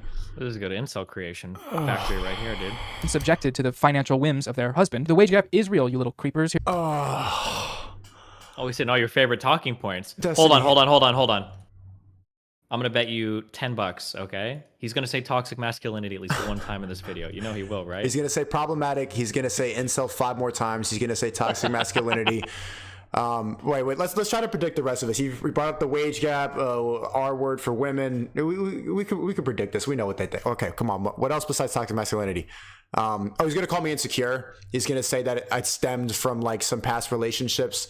He's gonna say projecting. He's gonna say. He's gonna insinuate that I'm violent towards women. Maybe. Damn, that's pretty far. I don't know. No, watch. Here's a good recent video that covers it a little bit. I'll leave it linked below. I think if you can look at all this and still not see an issue with this comparison, then you might just be doing some incel shit. You know what I mean? Because as much as it may feel like this channel is challenging this... There you go. Right away. Then you might just be doing some incel shit. What is that? What is doing some incel shit if not violence against women? Well, incel shit doesn't necessarily mean violence. What is incel shit? Incel shit could just be being misogynistic, right? Okay. Status quo for you by asking the difficult questions. In many ways, it's actually just pushing its own version of the status quo. The one where we take street interview clips and from them surmise that women ought to be seen and understood as liars, contradicting themselves, full of themselves, and needing to be humble. Why is it his fault for asking questions that point out delusion? You're mad at the question instead of the answer? As a member, once again, I'm not mad at the questions. I'm just not willing to ignore their obvious role in serving a broader narrative of misogyny. Many people in the audience even acknowledge that this is what's happening. He is telling a story. And how dumb is that if the answer points out delusion, it's serving misogyny? That's just what's going on. Can you break this down? I don't get this sentiment. Well, I don't agree with the argument, but the argument that he's framing is like, what he's trying to say is you're asking obvious questions to build on an ideology while That pretending already that you're- exists. while pretending that you're asking like honest questions. So to use the example I said earlier, it would be like me going to a college and saying like, do you think that black people commit more crime because they have the warrior gene? Yeah. Or do you like he's saying that you're Leading doing that questions. by asking these types of questions? Yeah, Leading that they're questions. loaded in such a way that people are always going to answer in a way that like kind of confirms your priors or yeah. What do makes you it think about seem it's like- complicated? Do you think that he's doing that, or is he asking like really good questions about the realities and how complicated relationships have become?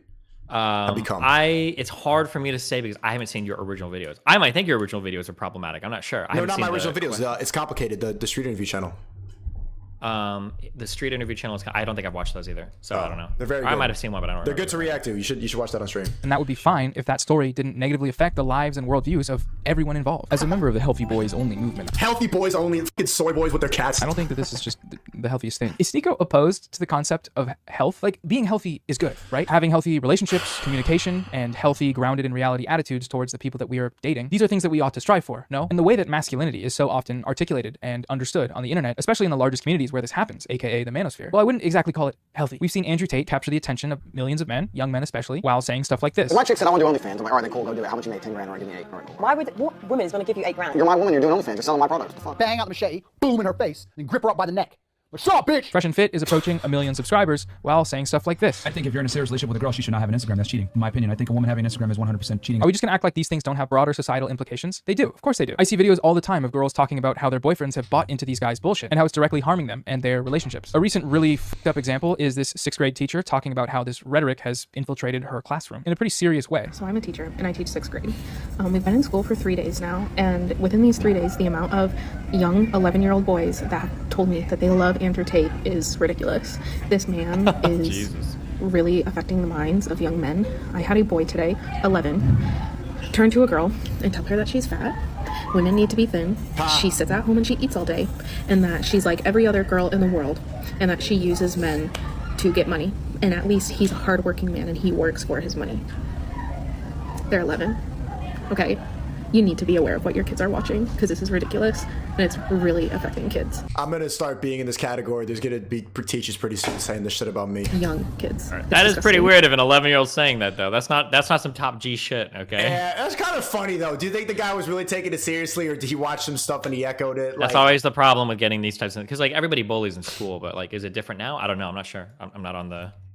Not in a 6th grade classroom to tell. I don't know. That kid seems pretty base to me. I don't need to go through every example of how the manosphere is distorting men and boys' attitudes towards women in negative ways. I'll leave a playlist linked in the description if you want to learn more. It's called the Manosphere Deprogram Playlist. Great work, team. Nice job. But the goal of Healthy Boys Only, at least as far as it's been outlined in my brain and videos thus far, is to lift up the lads without having to put women down. It's that simple. If that makes us soy boys, then so be it. We can reclaim that word as being good, because if this is the alternative, then pass me those damn beans. You know what this bitch said? She said that men are only valuable for their wallets. So what I'm saying is a natural response, and that fucking Healthy Boys Only Men and conveniently boys. clipped it out. She's like, what do men have to bring to the table if women are the prize? She says, their wallets. Yeah, so what I'm saying is accurate. She belongs to the streets. She's sucking your energy. She's not worth my time. If she thinks I'm only a wallet, get the fuck away from me. But clip that out because you're trying to get some coochie. I didn't clip anything out. I played that clip in its entirety later in the video. The reason I didn't play it here is because in this sequence, I was setting up a joke to transition into my ad read. It wasn't important for the function that this sequence served to see anything besides Sneako's reaction. That's why the Joker theme is playing, because it's, you know, cinematic. Anytime someone starts going misogynist manifesto mode, throw the Joker music on it and it just works. I don't care. Give me more money for my pussy. Whore. She said men are only worth their wallet. And you know what this bitch also has? She has a podcast called the Kill All Men Podcast. And we reacted to it on the stream. She has a podcast called the Kill All Men Podcast. So yeah, but by all means, put the evil dark night noise over here. But I think maybe she deleted it.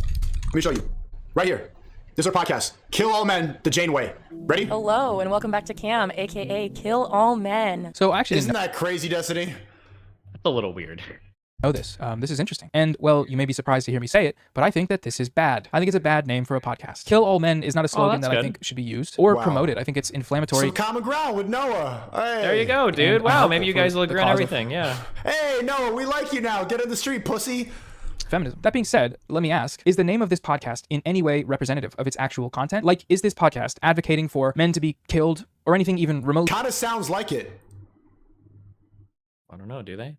Do they say that in the podcast? They say, welcome back to the Close to that. And Kill All Men podcast. Like, if there's any motive that you would get from the show, like, what else would it be other than the title? kill. Well, I think the joke is that like, or what the point he's trying to get is they probably, not to defend the name of the podcast, but they're probably, probably not a podcast talking about like the best way to commit homicide against like a male. Yeah, right? because she's Probably. weaker and she probably couldn't. But what do you think is It's going through her head? I mean, you can get a knife or a gun. It's possible. Right? Yeah, the cover of the podcast is her holding a bloody knife with a bunch of men around. Oh, wait, is it really? Yes. Oh, that's pretty weird. Yes. Look one more time. I don't know if you're gaming. Look at the cover of the podcast. Kill all men, her posing with a knife in her hand, and the kill all men is Yeah, it's covered pretty in blood. weird. It's pretty weird. Okay. I think if I made like the Kill All Women podcast with a similar thing, With a I'd probably bloody get in knife, trouble. you would go to jail, yeah. Let me ask, is the name of this podcast in any way representative of its actual content? Like, is this podcast advocating for men to be killed or anything even remotely close to that? And well, no, it isn't. I listened to a few episodes and it's just a podcast. It's like a dating podcast, or it's just her podcast where she sometimes talks about dating and Tinder experiences and life stuff. Maybe there's more to it. I didn't listen to all of them because I'm trying to get this video out in a timely manner, but there are only 12 episodes released over the course of 2 years. So if I missed the one where she calls for genocide, feel free to leave the link below. So while again, it's a bad title, this title is obviously supposed to be inflammatory. But notice how he never calls her a femcel, but I get called an incel when I'm saying focus on yourself, but you just adamantly defend that. Don't you see the double standards, Destiny? Yeah, of course. Dude. Okay, You got to get them on. You got to ask them these questions. But he just, bro, yeah, I was preparing for this. He's watching this right now. He's watching this right. You know that right now. He's probably in a car or something like that, leaving dinner. He's watching this right now, like clipping it up, ready for his another reaction video where he can type out and have his prepared answers. You're a fucking pussy. We know you're watching. Get in the Discord. It's gonna be safe. We're gonna be nice. Let's just talk. I'm sorry for yelling at you. I know it might trigger you. Sorry.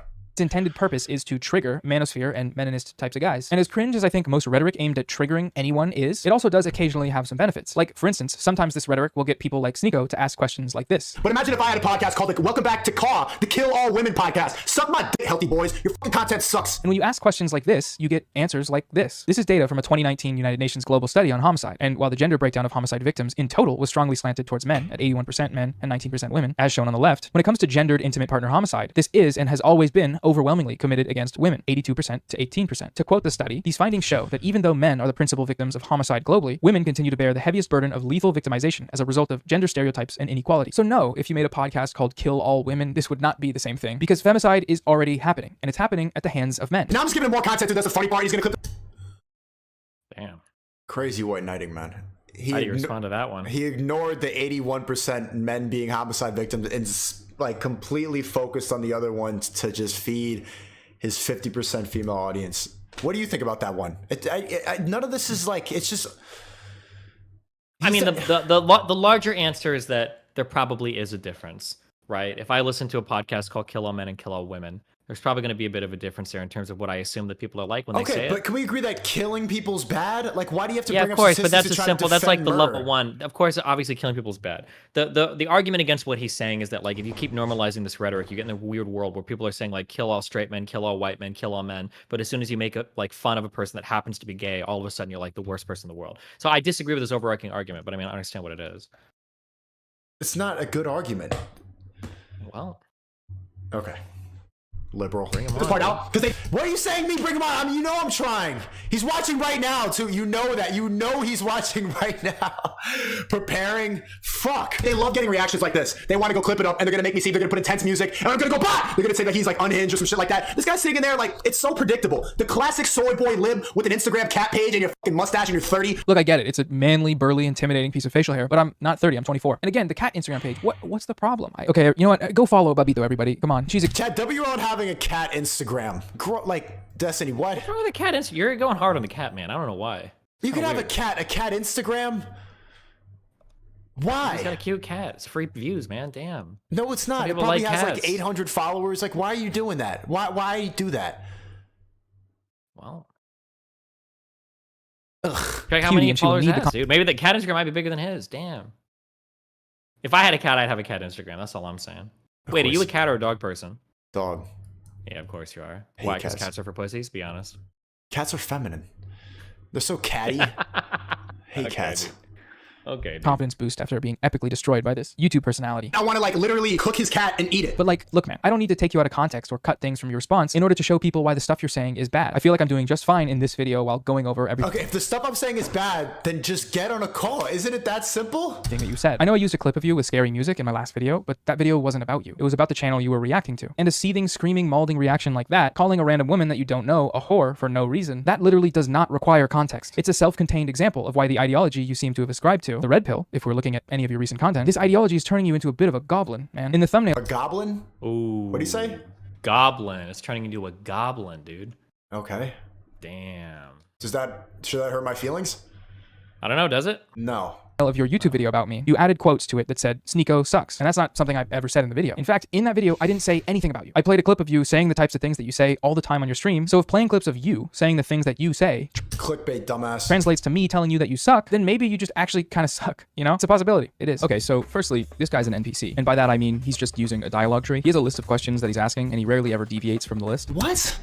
We called you an NPC. Yeah, oh that's no. okay. They call it Oh complicated man, NPC. dude. I'm about to go in right here. Is that an NPC because he's asking questions that expose their nonsense? So in video games, NPCs, the in-game AI characters, usually have a set number of possible responses when you engage with them. This game mechanic is called a dialogue tree. It looks like this. And when you watch the street interviews, specifically examples like the one I am talking about at this point in my video, you can see the dialogue tree in full effect. It's not just the fact that he's asking questions. It's that he continues down his list of pre-written questions, regardless of how people answer. Or if any deviation in the answers occurs, it is to follow a different path on the same tree. It's not a natural interview cadence. And I feel like people are able to pick up on that. Especially you, Sneako, given that you spent a lot of time and built the majority of your audience doing street interviews. With the dialogue tree, though, he is building each question on top of the last, while baking assumptions into many of them, to lead subjects to the conclusion that he and the audience so desperately want to hear. The one where women be contradicting themselves in this day and age. Wow, that says a lot about society and modern females. Wow. But the narrative doesn't work if they don't answer the question how we all know they're gonna answer. Bro, how are you so stupid that you don't realize the narrative isn't a narrative if they don't answer exactly how he thinks they're gonna answer? Okay,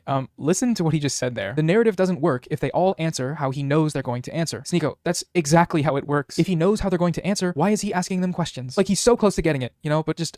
Retard. That's why they're the NPCs and he's not, because he already knows what they're gonna say. What? So far. He's asking. Destiny, why are you laughing? Because I just think it's funny. Okay. Yeah, these people are. Yeah, they're fun. these people Fun are times. what? There's a reason why I stopped watching like all the bread tube, left tube shit. You know that whole community died, right? What community? There used to be a. Have you ever heard of the term bread tube before? No. Oh. It was like a whole community of like people like this. They had a subreddit. They were exploding back in like 2018.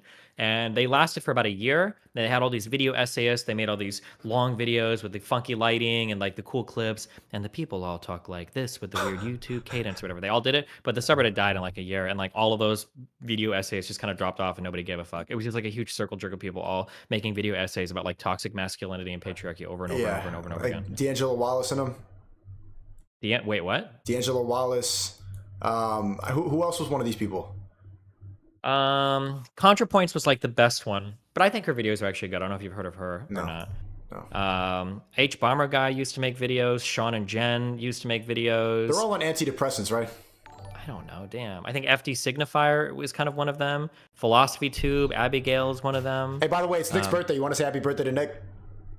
Sure. Happy birthday, Nick. Happy birthday, Nick. Asking those questions because he knows what they all say, because when you talk to enough women, you see the delusion. But I know you're sitting in your house and this is your way to get some fucking four once in a while by being the safe soy boy, but start talking to these hoes and you're gonna see that they're all programmed to think this shit. So firstly, I'm sitting in my house, Sneako, because that's where I film my YouTube videos. It looks like you may be doing the same right here, and that's okay. Sitting in your chair at your computer doesn't make you any less of a man. But if you really must know, Sneako, I am seeing a girl I didn't say any of that. right now. It's going well, thank you for asking. You probably think I'm lying, so just humor me here, okay? Play along. I have yet to see this sort of programming that you're theorizing about. And come to think of it, I actually haven't seen this in any of my prior relationships, nor any interactions that I've had on dating apps. And that's anecdotal, of course, that isn't everyone's experience. But it isn't any more anecdotal than thinking that this programming exists because you watched a weird guy yell incel shit at women on the street. Your girlfriend believes in astrology.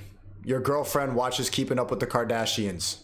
Liberals are so fucking stupid, they think that questions are triggering. He's literally not even giving a point of view. He's asking questions in a way that expose the truth about what people think. And fucking libs will still get triggered over it. You see, this is why freedom of speech is dead. Even in the beginning of all of his videos, it says, the questions do not necessarily reflect the interviewer's opinions. He's not even saying his opinion. He's letting the girls say their bullshit for the video. Sneako here references how, at the start of each video, the interview channel puts up a disclaimer. It says the opinions captured in these videos do not necessarily reflect the views of the creators. And he uses this fact to talk about how, therefore, the questions he asks cannot have any opinions baked into them because he said they don't. But the obvious response to this is, what if he's lying? People lie. They lie on the internet all the time. And if we are to meaningfully No, I say this on my streams all the time. I know he thinks this shit. engage with the content of these interview videos, I don't think you can really make the case that this disclaimer is true. His bias is consistent across different sets of questions, different people, and each of the videos on his channel. It's consistent down to the comments that the channel owner himself has chosen to press the heart button on. They're all saying different versions of the same thing. Thank you for exposing these delusional women, It's Complicated channel. Are you just gonna ignore all of this because they're telling you what you want to hear? If women think men are trash, why are they so interested in getting his commitment?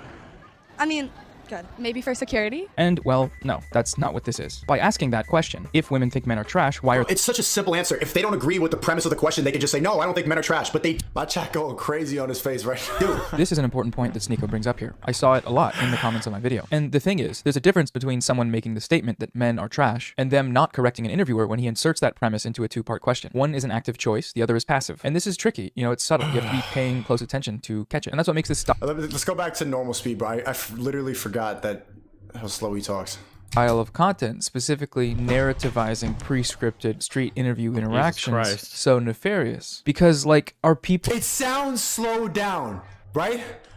People on the Las Vegas Strip at night paying close attention? Well, sometimes, sure, there are people that are, but mostly they're not. At least not as much as they might normally be. They're with their friends. They're on camera. I swear to God, I had to double check. I thought that I actually did slow it down. They've been drinking. There's a lot of factors that apply here that don't apply. There's a lot of factors that apply here. In other places. And just because they're consenting to being interviewed doesn't mean they can't also get taken advantage of while being interviewed. Sneako makes a related point later on in his reaction. You're pulling people aside on their night out, putting a bright light and a camera on them. But why are you trying to victimize these people like, oh my God, you're flashing a camera? They don't need to be in this. I hate when people do, they're on a night out and you're flashing a giant camera and light right on their face. They don't need to be there. Handing them a mic, you're literally pointing a camera and handing them a microphone. It's like, look how liberals fucking victimize everything as if they're not capable of saying no to an interview. Questions on the spot. I'm confused here because Sneako is disputing what I feel like are some fairly uncontroversial observations. Like on a basic level, having a bright light shine in your face, or being drunk, or being out late at night on the strip with your friends. Do these help or hinder your ability to answer questions in a thoughtful manner? For normal people, it helps because they stop being uncomfortable about the camera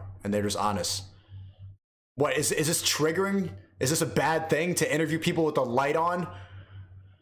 I mean, he's like hardcore psychoanalyzing like every part of your, like basically every part of your interaction. Because that's what libs do. They just psychoanalyze, and this shit could all just be a joke in 5 seconds. If his smart, intelligent, slow-talking antidepressant ass could come on my Discord right now, because I know you're watching. Healthy boy. What about all three of these things at once? Like, you're not going to these places to find people at their best. If we're being charitable, you're doing it to find people in their most talkative state, maybe, and most likely to opt into being interviewed. But given that we know how these interviews are structured and framed and interpreted by the audience... Okay, I gotta speed it back up again. I'm sorry. This is too much. Being charitable isn't really an option. We know why he's there. Read the comment sections. Most people ask the same fucking stupid questions over and over again. I've never heard detailed, really good questions like It's Complicated. He asks the best street interview questions I have ever seen, and I do this shit. I do this shit professionally. I know you do, Sneako. I've seen your content. I actually quite like some of the street interviews that you've done. I think there are times... I have never heard of your content before this fucking video. When you've been able to He's humanize giving you a compliment. I don't give a fuck. Yeah, keep following me. My videos are better than yours. People you come across in a way that's very entertaining. But that's why it's just so disappointing, sad even, that you've allowed red pill ideology to poison your brain into losing touch with what makes your own shit. I've always been like this. I just didn't do it in the street interviews because I was afraid to. I was just talking to normies and letting them sound stupid. And now I don't give a fuck. I'm gonna call you a soy boy to your face. I'm gonna say that you talk slow. I'm gonna say that antidepressants fuck up your head and you all sound predictable. Because that's what the street interviews taught me. You all say the same fucking shit. It didn't poison my brain. You are boring. Shit actually good. At times, because this channel is giving you the anti-feminist, misogynistic narrative that you happen to agree with right now, you're overlooking the fact that this content even has a narrative at all. And I think for a lot of your fans of your older content which seem to mostly avoid this sort of thing, seeing you fall for the bait is a sad thing to watch. When they tell you that you fell off, they're not talking about your subscriber counts or your TikTok views or anything like that. No, you're doing just fine on that front. They're talking about the quality of your work. They're telling you that your content no longer moves them in a way that it once did. At least that's what it seems like. Yeah, to soy boys. So I'll just leave you in the past. Fuck it. I don't give a fuck. I'm gonna keep doing this shit and your dumbass is gonna keep watching it and psychoanalyzing it because you love it. It's entertainment. Keep watching. Put in the Joker thing. You need a villain. You need somebody to hate. You gonna keep tuning in while I keep turning up, pussy. To me, but that's just a theory. Sorry. A film. Sorry. Destiny, any points? Your stream is probably getting mad at me right now. No, you're good. Okay. Oh, I'm sorry. I hate this guy, so there's not much for me to say. All right. Why do you hate him? These are your people. Why You kind of look the same too. Yeah, good one. I tend to not like people that do like essays like this, but won't defend their stuff in a conversation because it makes it feel like they don't understand what they're talking about, and if they get any pushback, they'll fall apart immediately. Something that you don't know for a little bit of history on this guy. That's probably the reason why he'll never actually talk to you in a conversation, is because he made an essay like this once, actually attacking Vosh or people like me, debate bros, as being like idiots or like dumb or like you should never be a debate bro, it's just bad. And he had a live conversation with Vosh, and he actually got absolutely obliterated. It was so bad he took down his other video for a little bit because he felt so embarrassed about his performance. So that's why he's not going to debate now. Oh no, it's okay if you get obliterated. We could talk. I really want to watch that Vosh shit afterward. Wait, let me pull up in the middle of this real quick, just while you mentioned. How do you spell Vosh? V-A-U-S-H? Noah Sampson. Debate bros. You shouldn't debate. It was 2 hours long. Is there a highlight? Yeah, all these things are fucking, dude. These are long ass fucking boring videos. Welcome to fucking streaming shit. Oh, everything is like 2, 3, 4 hours long. Okay, now I'm bored. There's no clip? No. See a little bit of it. debate. You or your it's gonna be audience boring. that- Well, Like, wait, I don't care. You know what? go. Maybe Professor Flowers is a genocide denier or whatever, or like an ethnic cleansing supporter. If she had owned it, I wouldn't have cared so much. The thing that I bothered can't do it. It's just too many white people in one room. Like, I can't do it. There's two seeking of them. long-term- Isn't it Fuck funny you. that? Sorry, I mean, hey, Destiny, you're one of the good ones. You're invited to the barbecue. Oh, thank you so much. And you're invited to the, what do you call it? What do you? Fuck it, I don't care. The guys who The take Asian cookout. shit The enough. cookout, No, right? the Asian cookout with Cats and the Hibachi. dogs? Invited to the hibachi circle. Take his position are always Oh, the the creepiest hibachi. looking. Thank He you looks so literally much. just like Lasan. He looks just like every fucking white knight dude. When he says Lasan here, he's referring to Hassan, as if Thank you for explaining that to your fucking low IQ audience, bro. What are you talking about? Hassan Piker, Hasanabi. Hey man, in what universe is telling me that I look like Hassan Piker supposed to hurt my feelings? No, please stop it. That's so mean. Oh, I feel that's so disrespectful. Here's another case of him directly asking his audience to validate him. They always got this hair and a creepy mustache, and they're always like bordering around 30, 35. It's always the creepy guys who end up like being the champion for women. The male feminists are the creepiest looking fucking dudes. Why is it always these guys calling us incels? Who looks more like an incel, me or him? Like objectively. But I don't call people incels. It's always them. These are quite frankly hilarious to me. You guys like me, right? You think I'm good and he's bad, right? Good, bad? Okay, good. Thank you. Thank you for this helpful statistical information. Pew Research could never. But see, the thing about incels is they don't have a look. I mean, sure, generally speaking, more attractive people are less likely to fall down a red pill, black pill, incel rabbit hole. But I mean, what about Elliot Rodger, the incel spree shooter? Probably the most infamous incel of them all. He was a cutie, man. Cuties can be monsters. And I'm not calling you a cutie or a monster, but you use the same rhetoric as the monster. You are calling me a monster, right? You call me the Joker. And I personally You call me a goblin. That is a monster. What the fuck are you talking about? don't think that's very cute. And like, I'm not even gonna try to untangle this because it's full of so many assumptions and problematic notions that it's Problematic. Problematic. I'm a man going. Bro, we need a bingo card for these soy boys, man. Men, problematic, and shut the fuck up. You're using all the bitch insults, man. That should be a wake-up call enough for you. using words that are in the dictionary. That's a feminine trait. Fellas, is it gay to talk? But like a woman, they can It's just like stupid jokes, bro. Like, they're really bad at joking. do about anything they want, you know? Because men are dumb enough to pay for it, or men are dumb enough to do it. This is great, but I think it's also rare when it comes to... Yeah, it's great when they call men dumb. When I said this is great, I was specifically referring to this guy's decision to challenge the interviewer's loaded question here. The fact that he said that men are dumb enough to pay for it is irrelevant to this point. But even if it were relevant, you aren't allowed to be upset at that, Sneako, because you spread that exact same sentiment about women in every single video. You can't get mad at negative generalizations when that's literally all you do now. Yeah, and he said media training. You need to make sure that you have media training to ensure your opinion aligns with the mainstream views so that you don't stumble and point out your own bullshit. I never said that anyone needed to be media trained. I was pointing out that regular people aren't. And that's why manipulating them with rhetoric is generally easier to do than it is to, say, a politician or a popular online media figure. All of Ben Shapiro's most viewed videos are videos of him dunking on random college kids. If random college kids were media trained, that content wouldn't exist because they wouldn't give him enough leeway to allow him to... So let me talk. Since you're media trained, Noah, right? You're smarter than these college students. You're older than me. Huh? You got a female audience. Let's talk. You got no excuses. Why can't you not get in this Discord right now? You watch my videos, you a fan, you're on Twitter right now watching this. Let's get some content. Obviously, it's gonna be good if you can make a 51-minute video coping about me. Let's talk. What do you have to lose? someone explain, because you know damn well he's watching this right now. Fuck. Sustain his narratives. That's how this works. Rhetoric is a tool to achieve an end, and sometimes people use this tool to promote incel shit. This is always going to be easier to do with a random person on the street than it is, say, a feminist scholar. So why blame society when you could be the one changing your behavior? But this only works as a gotcha if we assume that society cannot change. If society dumb liberal bullshit. Society's not going to change. Only fucking soy boys like you change. Men objectify women. That's the point of going out, and women live in a lie. We go out so that women can look like objects, and then we give them attention. That's what it is. And you're like, but women are queens and should be looked at for their Jesus Christ. What? Do you believe that? What? That women go out just so they can look like and be treated like objects? Why do you think they get dressed up with makeup and lashes and they put on fake tits and they have their boobs out? They want to be objectified.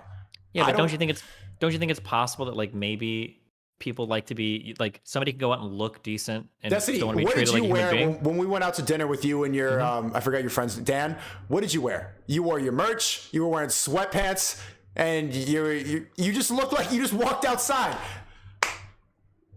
Do you think that it's a little bit more challenging sometimes when there's pressure for women, because if they were to show up wearing shit like I wear, people like you would say that they're like look horrible? Okay, but if they judge didn't them? care about that, then the pressure wouldn't matter. If they just wanted to be valued for what they say, they wouldn't give a fuck.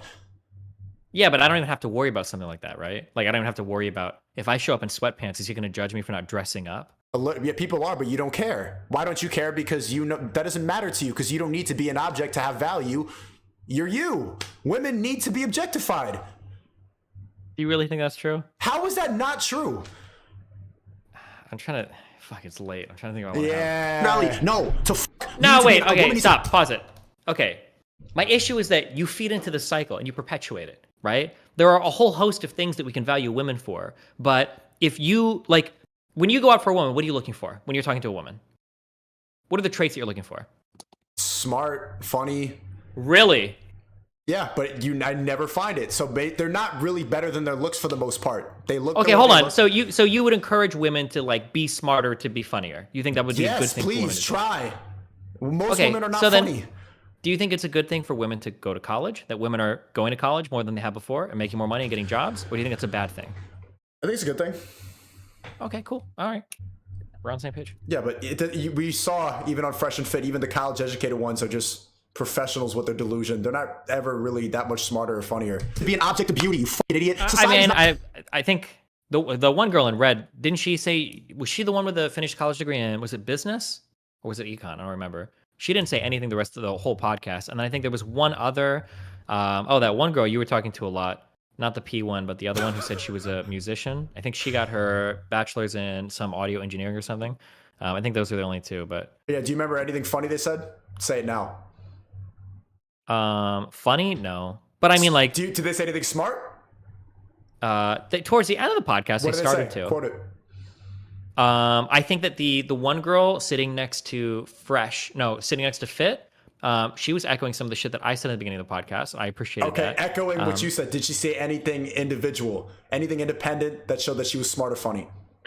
Anything independent that showed that she was smart or funny. Try. I don't know if... I mean, we were all kind of like talking about the same topic at the table. I don't know. Yeah, I can't remember every single thing. That one girl... Okay, actually, the saddest girls at the table, Zan's 1 and 2. Yeah. Zan's 1... the person next to you, she actually said something really insightful that actually blew me away, which was when you guys were talking about, I think it was when Myron was talking about how worthless it was for like girls to go to college and how it was all dumb and a waste of time. And she started talking about, well, the reason why girls are dumb and they're not funny or whatever is because you guys only value us for our pussy. The very first thing you asked us when we sat down. It's our fault that they're not smart or funny? I'm saying that both sides play a role in it. That's what true. I'm saying. That's true. But usually, like if I were to show a fan of Fresh and Fit, if I were to show them like a 21-year-old girl who was young, tight, badass, just like very hot and young and like that, and then I show them like a 30-year-old woman that was like smart, funny, maybe not a 10, maybe she's like a 7, but she's like super cool, educated, has a job. Like, who do you think people would gravitate towards in the Fresh and Fit community, or in like the Red Pill community, the PUA community? Like, who's got more value there? Well, I've gravitated. Brett Cooper's really smart. Brett Cooper, I've been reacting to a lot of her videos. She's like an anomaly. She's like the first girl I've heard like actually have independent, not just echoing. The only smart thing you said any of the girls at the panel said was just echoing the shit you said. Because we're all echoing around the table. We're all like chatting with each other. No, we're not even echoing, bro. I'm saying shit that you disagree with. We have independent Okay, hold on. You're bringing 9 girls, okay, that are petrified as fuck at this table. Before they even get happy, they're going Fresh and Fit. Before they even talk, they're getting like a 20-minute fucking lecture from the producer on what they can or can't say, on how they can sit, on how they can act, saying that they're going to get kicked off of it, right? They do this whole fucking dress down before they're even allowed on the show. And then when they get on the show, obviously all of them are scared as fuck to say anything because they've got like 3 fucking master debater red pillars ready to fucking jump down their throat, like hardcore shit. So, and then none of these girls have like any show experience. None of these girls are like pro debaters. Like a lot of actually, one of the girls, the one with the balloons and the fucking giant lips, she'd been in a lot of reality shows. Yeah, have you seen her in reality shows? Yeah, she got in fights. It was a professional debate experience, but also she was also the one that was talking the most. She was talking a lot, right? She was probably talking more than any other person. And she was just saying dumb shit the whole time. I'm just saying that, like, you can put me on a panel with 100 people like that, and I'll steamroll every single one because these people are scared. These people aren't very confident. They don't have a lot of experience. Yeah, of course it's gonna be good. Let me fill out one of those panels with like 6 of my friends, and it's gonna look way fucking different. No, right? Like I can find a bunch of white people coping and saying talk about trans people for 8 hours. But the first show that I was on, well, hold on. You think if I could fill out a panel like that, I could give you 6 girls that'll have a lot to say on every topic, and they won't all be fucking. Get me on a Fresh and Fit panel with 6 of your smart female friends. I am excited for that. Organize it just like Fresh and Fit. Me versus fucking 8 women. It's gonna go the same exact way. If they're all white, it's gonna be different. It's gonna, but like it won't be all white. I know black people. I know Hispanic people. I can bring you other types of people if you want. No, you don't. Do you know? Fuck. Do you know Bose does true crime on YouTube? No. Oh fuck. Damn. I could find people. Bro, fuck, that would actually be crazy. My example of women saying anything smart or funny is the first show I was on. You weren't on that. There was a 37-year-old stand-up comedian. She had a kid who was 13, and early on I pointed out how I'm closer in age to her son than her. And the show was like 4 hours. By the end, she said she kept talking about how she's a stand-up comedian, and I pointed out like, yo, it's been 4 hours. You're a comedian. You haven't said anything funny. 37 years old. You're on a podcast. You're a professional comedian. There should have been something I remembered. I don't remember anything she said. A college educated mom, stand-up comedian. Nothing. I can't tell you one thing. Fuck, I want to do this. I want to make this happen so badly. Do it. Organize it. That's a W stream. Chat, you want to see that? For an in-person show, I'd have to coordinate for all these fuckers. You could do it on Discord too. Well, when I move to Miami too, we could do it in Miami. You want to do it on Discord? If you want to do it on Discord, I could do this probably in a few days. So I'll do it in person. In person could be even better because then I could actually get humiliated in person. If in person would be funny because if it would be that. Yeah. But the problem is that these people would have to get flown in from everywhere. I'd fly people in for that though. That would be fucking hilarious. Oh my god. My chat wants to see it. They're all excited. Hold on, wait, chat, real quick, help me. So we bring in Tree. You know we would. Tree of Logic, Bose. We bring Bose in. Erudite. We would bring in. Alexandria Botez. What was the name of the older sister? It's Alex, right? Bring Brett Cooper. What? Brett Cooper? I don't know who the fuck that is. You should. Actually, don't. She's mine. I'll bring her. Yeah. Ooh, 5, 6. I need like how many would we bring for this? I think if I had no, I'd want like bring Brittany Simon. Brittany Simon. Oh hell yes, of course. Someone on my side. Wait, I thought you just wanted a dog pile. Like normally no. Mr. Girls. I could have one woman. No, like yeah. Actually, who's the one woman that you want? I don't give a fuck. Do whatever you want. You can organize it. Okay, I don't know if Lauren and Venti would come to something like those guys. I don't think they'd want Tav for reasons. Brittany Venti, I already got her on the list. Or no, I got Brittany Sampson on the list. I don't know about Brittany Venti. Did Noah Sampson respond to you yet? Obviously not. Dude, that guy's never gonna talk to you. You're such a fucking bitch, bro. What? Melina, obviously. Oh, Melina too? Yeah, of course. Bro, so she had a funny tweet. She put on his forehead Miami 4. Oh yeah, shit. That's pretty funny. You think she would hate me? No, she think you're really funny. Dope. Their personality. No. So you need to be a woman needs to be an object of beauty. You fucking idiot. Society's not going to change. This is evolution. This is basic biology. Your liberal bullshit is not going to forward the human race. It's going to make men into pussies, and it's going to make women stronger. I feel like I don't even need to respond to that clip. To be honest, I probably don't need to respond to most of these, but I felt like writing a bunch today, so sorry. But okay, Sneako's concern here seems to be that if we acknowledge people's criticisms of things like catcalling, and he didn't even respond to the shit I said, then attempt to change society. It's just a chance for him to Lav. Oh no. It's just a chance for him to spew his ideology. Damn, dude, I don't have anything to say to this guy. I stopped reacting to these people a long time ago for a reason, okay? You're trying hard. This dude is squeezing a lot of content out of fucking 5 minutes of video, okay? Yeah. Oh yeah, I'm never gonna. It's just, Chad, we can wrap it up after this. Guy's watching this right now. He doesn't want to get on the call. He's scared. It's fucking predictable. We get it. I'm never talking about this dude again because this, bro, you follow me. You a fan. Get on. You too scared. That's the end of free speech. You liberals have ruined free speech and I'm sick of it. Accordingly, that will mean that men will be unable to approach Are there women. any other like lefties on Twitch that you want to like debate? Are there any other I don't left-leaning know, bro. people? I'm new to the shit. I don't know anybody. I don't know anybody. Surprise me. This will have implications on an evolutionary scale, but this would only be true if catcalling was the only way to approach women. And thankfully for us, this is not the case. Men approach women all the time and successfully strike up conversations, and they do so without having to be disrespectful or creepy. For these guys, even if they get turned down, they're able to experience that and still be normal about it. Like, hey, she said she had a boyfriend. That's cool. I wish her well, and I'm on my way. I'm not going to speculate as to whether or not she was lying because I am normal. I can take a hint. The reason the manosphere doesn't hear about guys like this is because guys like this aren't plugged into the manosphere. They have girlfriends or wives, or they date casually without resentment. But those are just the chads, Noah. They have the best skulls. Attractive people are more attractive. Nice. The sky is blue. That doesn't mean all women want a guy who looks. I don't think she'd do it. I don't think that's like brand friendly for her. I don't think she'd go on anything. Yeah, I don't think she would. Oh hell no, she wouldn't. You know her? Kind of. We have like mutual friends. Oh okay. Can I have her number? It's like this. Most women look at these black pill rating charts and they laugh. If you don't believe me, I encourage you to talk to the women in your life. Show them this image and ask them what they think about it. Seriously. Have a conversation. Maybe you'll learn something. But if you go in with a black pill mentality that women actually just don't know what they want and will always go for Chad no matter what because of biology or whatever, you probably won't learn that much. And you know, another thing, even if you're a chiseled piece of sexiness, women have these things called brains. And that means that if you're funny or charming in a way that they appreciate and you have good intentions, then you'll probably be fine. It'll take a little time. It'll take trial and error and learning to deal with rejection. But that's okay. That's part of the process. Dating is not easy, but it gets easier if you make it an active thing and avoid spaces that harbor resentment, spaces like the manosphere. I'd like to respond to another thing that Sneako said in that last clip about society being unable to change. Society's not going to change. This is evolution. You know, this it'd be is the basic best biology. fucking thing. You're liberal. If I could bring fucking 7 girls and then by the end of the show, I reveal that all 7 of them are trans just to mindfuck you guys. Holy shit, that would be the funniest fucking like. And then they're gonna clip the part where I was hitting on him, and then it's gonna live on TikTok forever. How many trans women do you know? Probably a lot. I think I have more trans women than cis women in my audience. What? Yeah, damn, I'm a trans advocate, even though that's why I was banned from Twitch. But fuck, dude, what am I gonna do? Bullshit is not going to forward the human race. It's going to make men into pussies, and it's going to make women stronger. So if there was still any doubt in your mind as to whether or not Sneako has onboarded conservative ideology because of whatever he's been exposed to, there shouldn't be anymore. The view that society cannot change and that hierarchies are set in stone and that gender roles are biologically static, well, these are central tenets to conservative ideology. It's a philosophy that looks at existing societal and social structures and says, don't bother changing them. We like things the way they are. Like, why are women complaining about being catcalled when they're I'm just tuning him out. Chad, are you still tuned into this? It's just like sounds like noise to me now. You listen to Destiny? What it is, dude. No, fuck, it's fucking boring. It's the same shit they say every fucking video. Yes, they all sound exactly the same. And yet, Soy Boy, Healthy Boy, you're listening to another liberal say exactly the same thing I'm saying. Bro, you just all sound exactly the same. I'm the evolved version of that, okay? Chill. You are. Michaela would be based. I've got, yeah, if she comes, that would be awesome too. Okay, let's watch like the last couple of minutes. I want to see his closing argument. Yeah, go for it.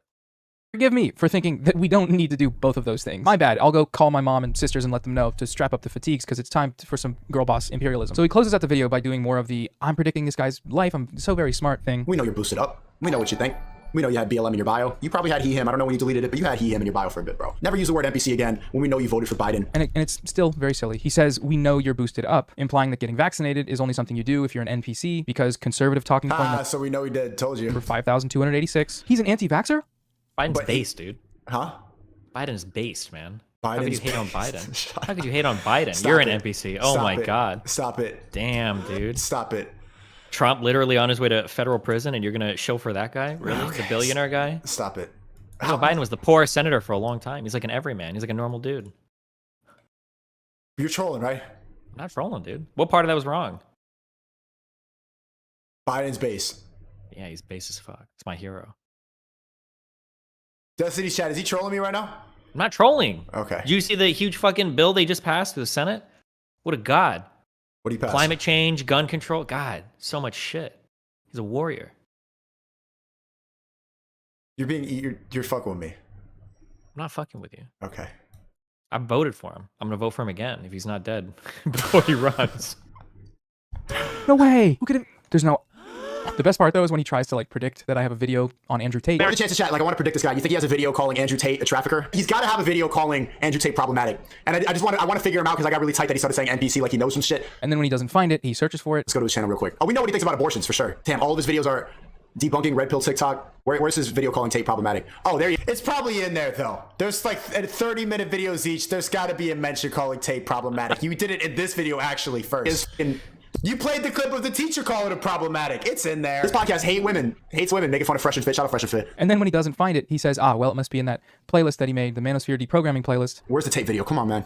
Incel content's dangerous. There's got to be more me in here too, even though he follows me. Manosphere deprogramming, so it's in this. Which is a playlist comprised entirely of other people's videos. So yeah, it turns out he was a psychic after all. Debunking red pill TikTok. I don't feel like watching this guy anymore. Okay, thank God we're done. I know that this video might have seemed like a bit of a waste of time, especially if you're a regular viewer of mine, but I do think it can sometimes Abba wants to get on.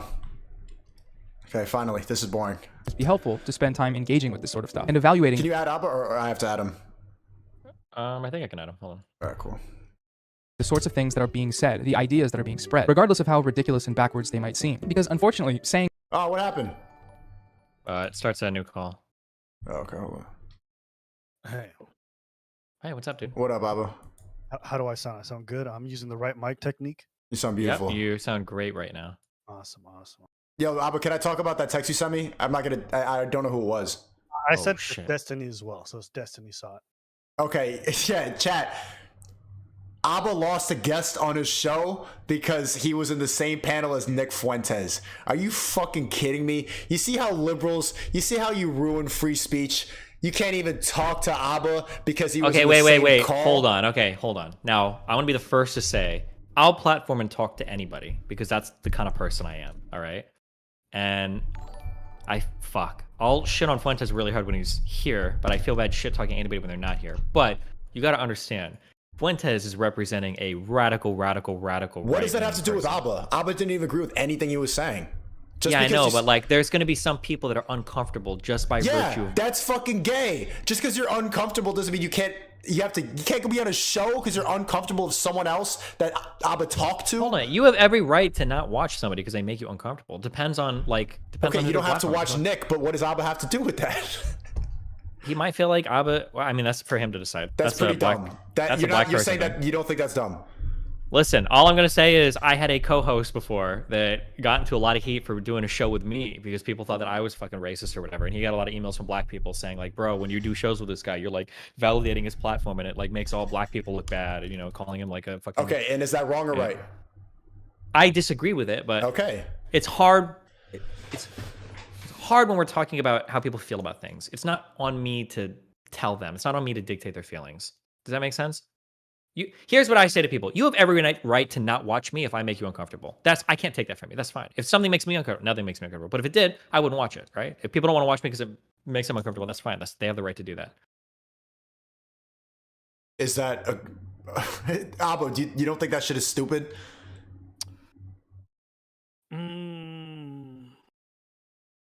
I think considering the context of how we had that discussion, probably. Just because it wasn't like a Prop 2 thing. Like, honestly, bro, I'm going to be honest with you, Sneako. If you told me like, you're having Nick on and you wanted me to come on you would have come on discussion about like race realism and IQ and black people, I probably wouldn't come on. Yeah, I know, but then that led to the fucking best panel that YouTube has seen in years, bro. That was one of the best streams that YouTube has seen. And I'm glad I didn't tell you beforehand because, yeah, a lot of you probably want to come on, but that shit was, come on.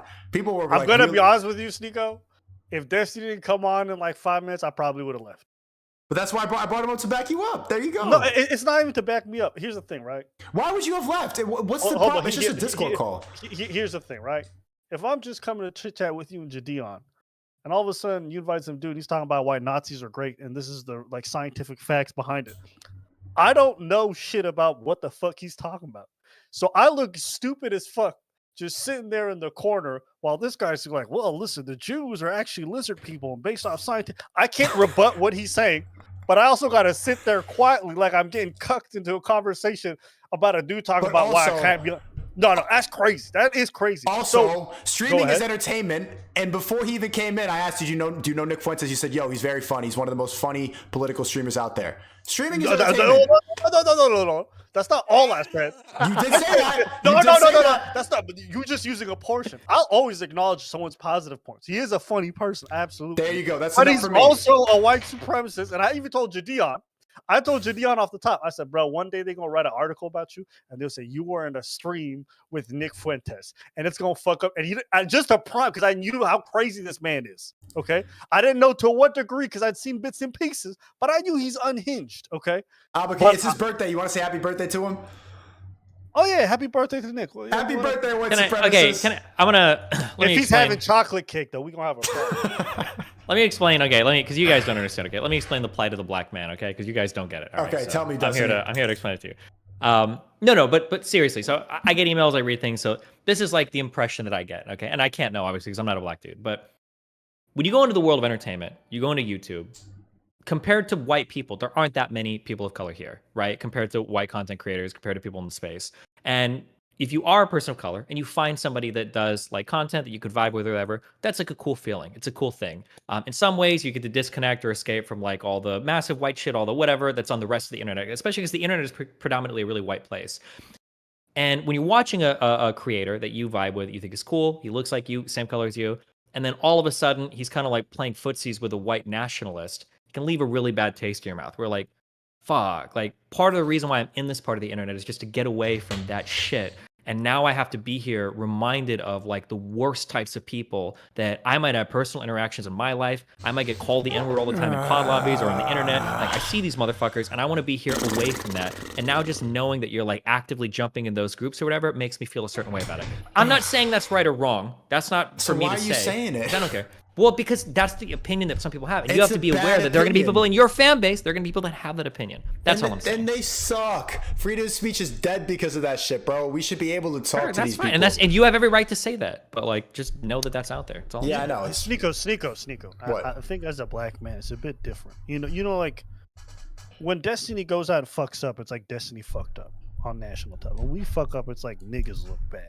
Yeah, there is no C word for white people. But you know what I'm talking about, right, Sneako? Yeah.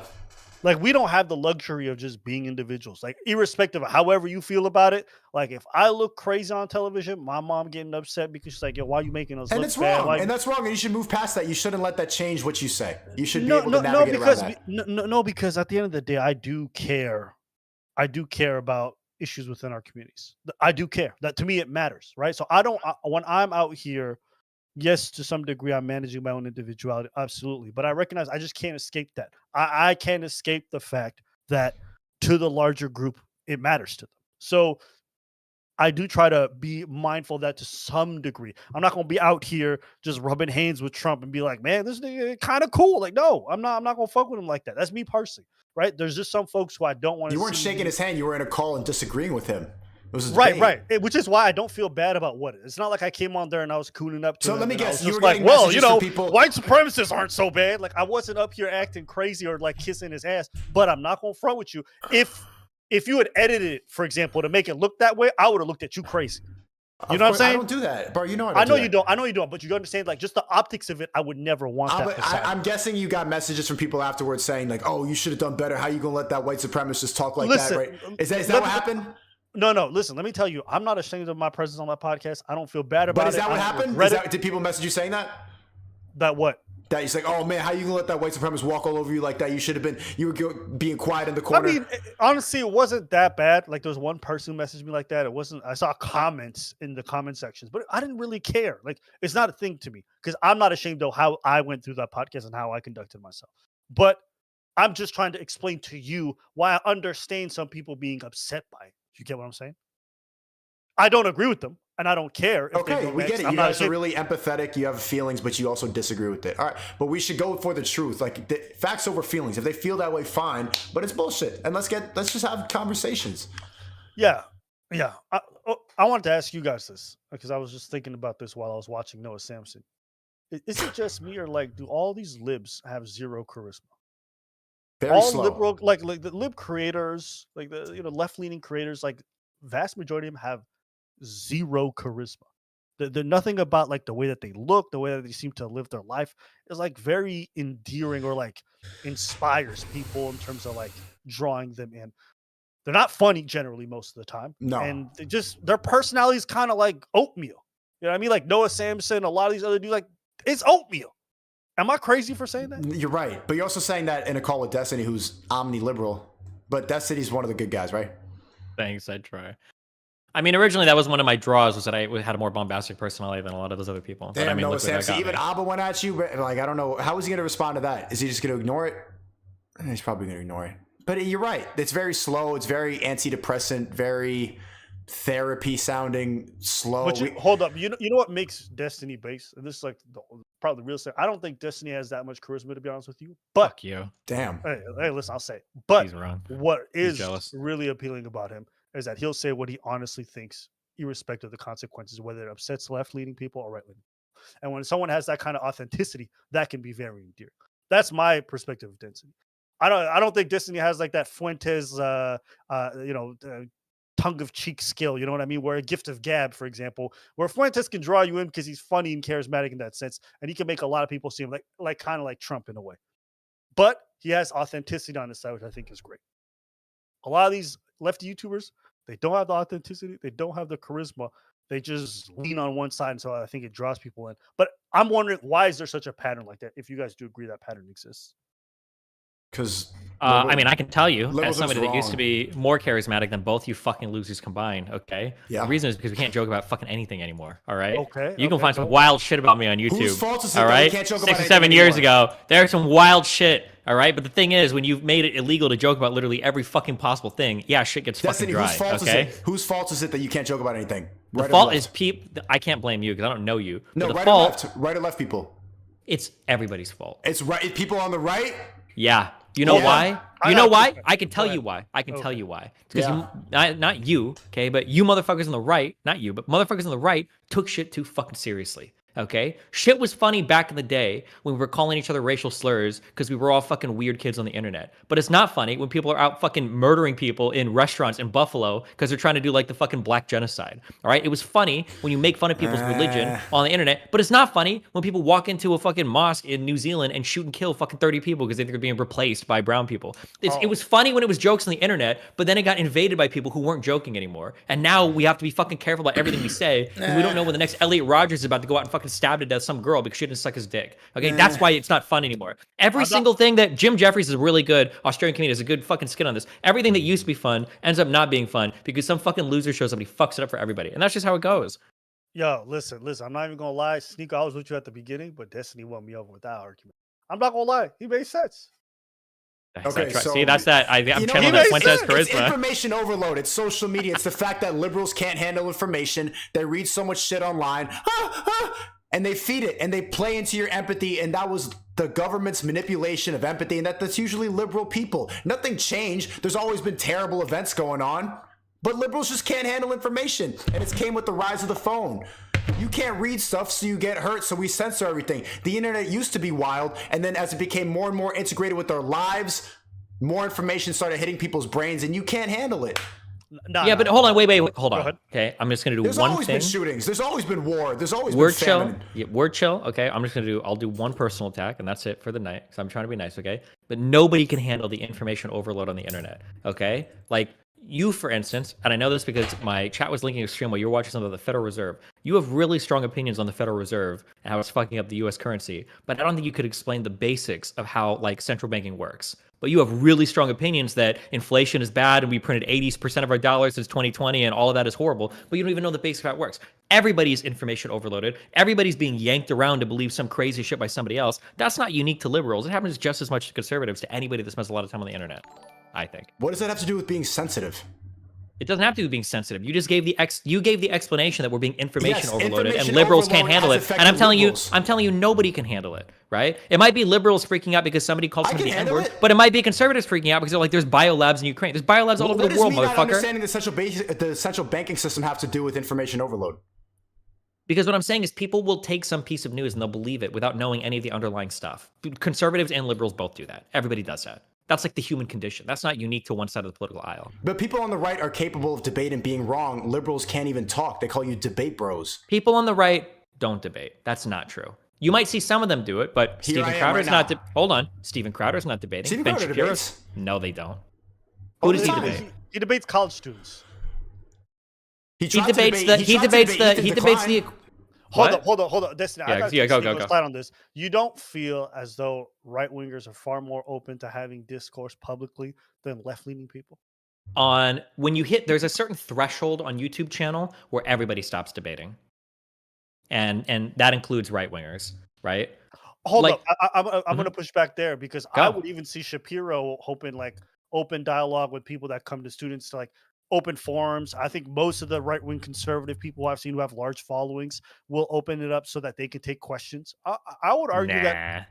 Okay. You show me Shapiro debating. I could steamroll 400 college students on any fucking topic. That's easy street. That would be like me being a professional FPS player and jumping into a COD match, or being a pro RTS player and jumping into like a Bronze League StarCraft game. That's not real debate. Where I want these people to respond to debates from people. So Sam Cedar is a very out there, very left leaning guy. He'll debate anybody. He had to ambush Crowder on a show to get a debate with him, right? Crowder's not debating anybody that's worth debating. He's going to colleges and he's debating those people. Same thing with Jordan Peterson. Same thing with Ben Shapiro. Same thing with Mark Dice and Tommy Lauren and all these other conservative. They're not taking debate requests. They might do like one professional one that's like where everybody agrees to be nice and they'll go on stage and like jerk each other off for a while. Like I think Anna Kasparian had a debate with like Ben Shapiro, but like they're not like taking serious challenges from people that could actually challenge them. Okay, so even if I concede that point, Nick can't join because it's his birthday. He's out. My fault. Go ahead, Alba. I was gonna say you wouldn't concede the point that when lefties are constantly having this rhetoric where they're like, don't platform these people, don't platform these people. Right-leaning people are not talking like that. Even if they're not willing to have the debates, and I grant you that, they are willing to have discussions with people far more often than what I see. People on the right never say deep. The only people who I ever hear say don't platform these people, don't give them any voice or oxygen, are left-leaning people. That's been my experience. Yeah, right now, culturally, that's probably true. Or that's almost certainly true. Now, I don't know if that's unique to left-leaning people or if that's just the status of every single like culturally predominant person, right? Because like when conservatives were in charge of the culture, it seems like they were really keen on trying to cancel or prevent everything too, right? They constantly attack music. You know, Elvis is dancing disgusting, rap is horrible, it's turning people into murderers. Like all these forms of music are degenerate. Like it seems like whoever is in charge of the culture always wants to kind of like kick out or shut out the other person. And right now the progressives just happen to be like ruling the culture, so they're trying to do it. I agree with you there, but I'm just saying that like it's not like when I go over to YouTube and I look at conservatives that these guys are like debating and steamrolling like well-equipped opponents. It's them being in their own echo chambers. Like they do it just as much. Hold up. So I just saw there's a video of Ben Shapiro debating Anna Kasparian. Yeah, I brought that one up. Yeah. Okay, well, there's even videos of like Jordan Peterson having debates with what's his name? Jordan Peterson had a debate with Zizek, and he got absolutely. It was one of the most embarrassing. I don't care whether they life, won or lost. My point is that they're actually willing to do it. I saw him debate. What's his name? Sam Harris. Sam Harris? Yeah, he did a few of those with Peterson him might have. religion. Wasn't the Zizek Peterson thing like 3 years ago? Listen, he might have had his mental breakdown, not done it since. I know he's. Yeah, but I'm just saying, and then like I'm pretty sure Shapiro and Kasparian, I think that was over a year ago. Like, No, so they, it was like like 10 I said, they months will. ago. What? Okay, It's 10 months ago. Okay, so maybe they do one debate per year. But like these guys are 99, and it's Anna Kasparian. No offense, but she's not like gonna rail these guys on stage. Like it's gonna be pretty nice. Like these guys aren't seriously out there challenging themselves anywhere near as much as they could be if they wanted to have open and honest dialogue. But the question, 99% of their time is like having a circle jerk on their TV shows. The question isn't whether or not they do it often. Is that are they open to doing it? Now, you may not like the quality of the debates. You may not say the debates are great, but I would argue that the right-leaning people, from my perspective as an outsider, I don't care who is, they appear far more open-minded to having these discussions with people who just strongly. That's true, Destiny. That's just true. You know that's true. Is it just true? Why the fuck are you in this call? And you why can't is- point me why to is any Lower lefties who are like Lamson, prominent. that soy boy, why is he not in this call right now, even though he's watching the stream? I can point He just you- heard Abba insult him. Bro, Sam he's Cedar, goofy. Sam Cedar is not a great example. This man's No, like, I'm saying Noah nope. Sampson, that soy Wait, boy, hold on. boring-ass Why is Sam liberal. Cedar not a great example? Because you're asking somebody to debate somebody who one has zero to offer in terms of like. So if I'm thinking about doing debates, right, I want somebody who has some measure of repute. If I'm Jordan Peterson, I'm not going to debate Sam Cedar, who one doesn't have much of a following, or two doesn't have any academic background that is really relevant, or any kind of like journalistic thing that's. Wait, hold on. Chill. Wait. Do you know who Sam Cedar is?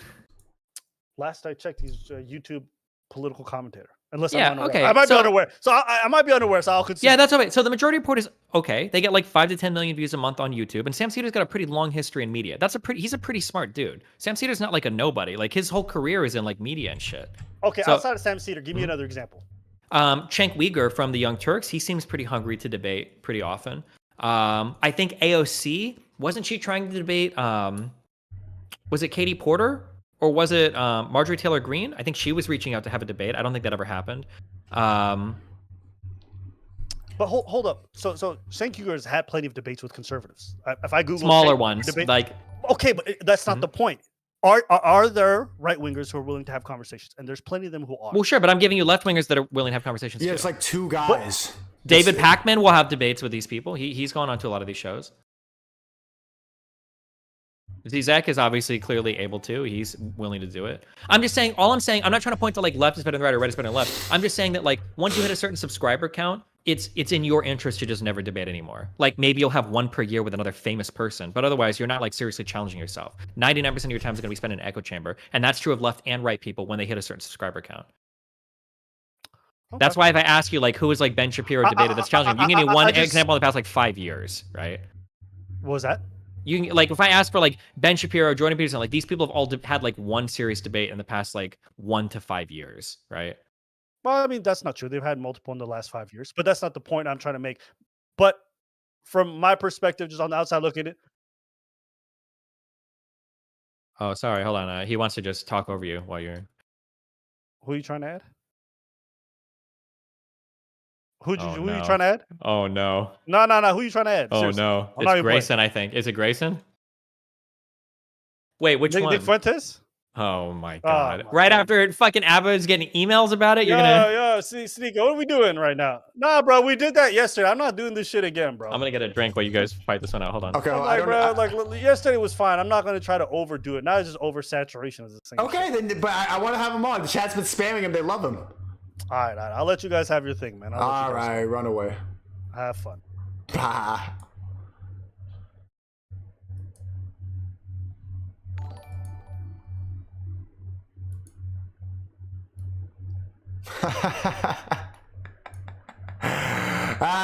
He ran, man. Don't run.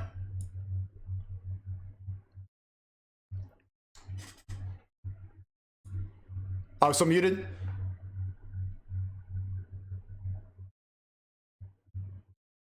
Come on, Nick. I'm getting tired. Let me wake the fuck up. Don't run. Am I not calling him?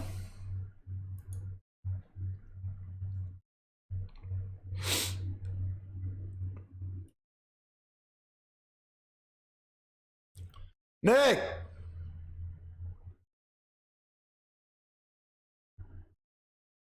Nick!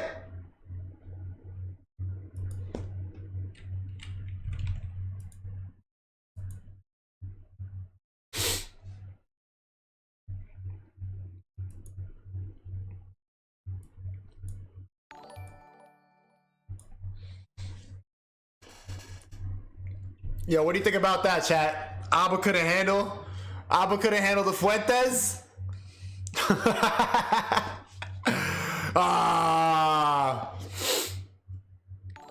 There you go. Left-leaning people can't handle real dialogue. What the hell?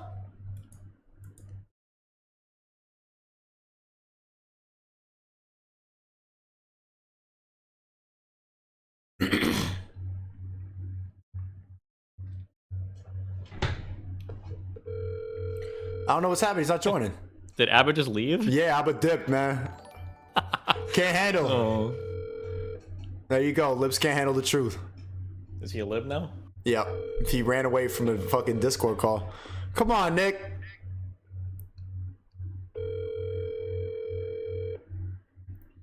Your call has been forwarded to an automatic voice message system. 708. He just picked up and said he's probably getting ready. Okay. What do you think about that? Abba leaving. I mean, I feel him, dude. Yeah. How do you deal with people, or how do you consider somebody who has a different emotional feeling than you about a particular thing? Like, what's your general go-to? You think that's the best way to move through life? Yeah. Okay. I think conversation should always be objective, or should try to always be objective. You should try to remove emotion from conversation and entertainment as much as possible.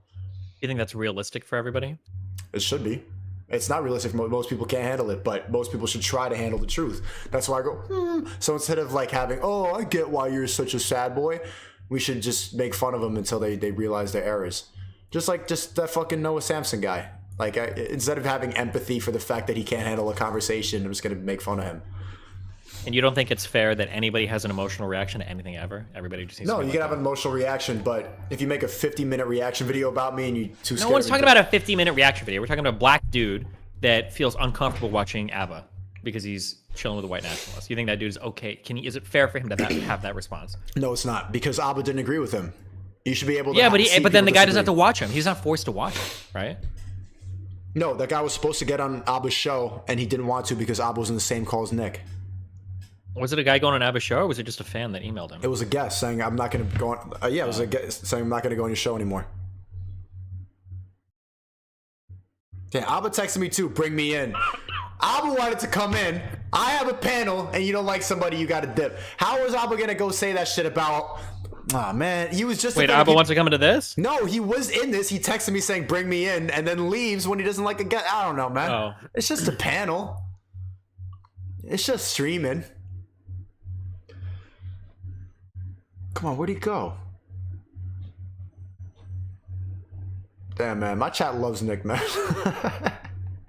Pretty spooky. It might be a lot of his chatters, too, doing psyops. Yeah, that's probably true. A lot of your fans might be my fans doing psyops. It's hard to say. That's true. No, but I don't see any of my fans leak into your subreddit. I see a lot of your supporters going to mine. Uh-oh. God, Pepe. Damn, bro. What happened? Someone said Abba isn't scared. There's literally no benefit for him to talk to Nick. What's the point? He's literally losing guests for a podcast. Yeah. Unless you win the debate. If you can't win the debate, then... But if he makes him look stupid, then everything should be fine. It's a white supremacist. I gotta say, chat, I don't agree with a lot of the stuff he says. I respect the honesty. I respect how honest he is with his opinions. I'm tired of white people dancing around it and picking like the low energy, slow. At least Nick is funny. Even if he thinks that I shouldn't exist.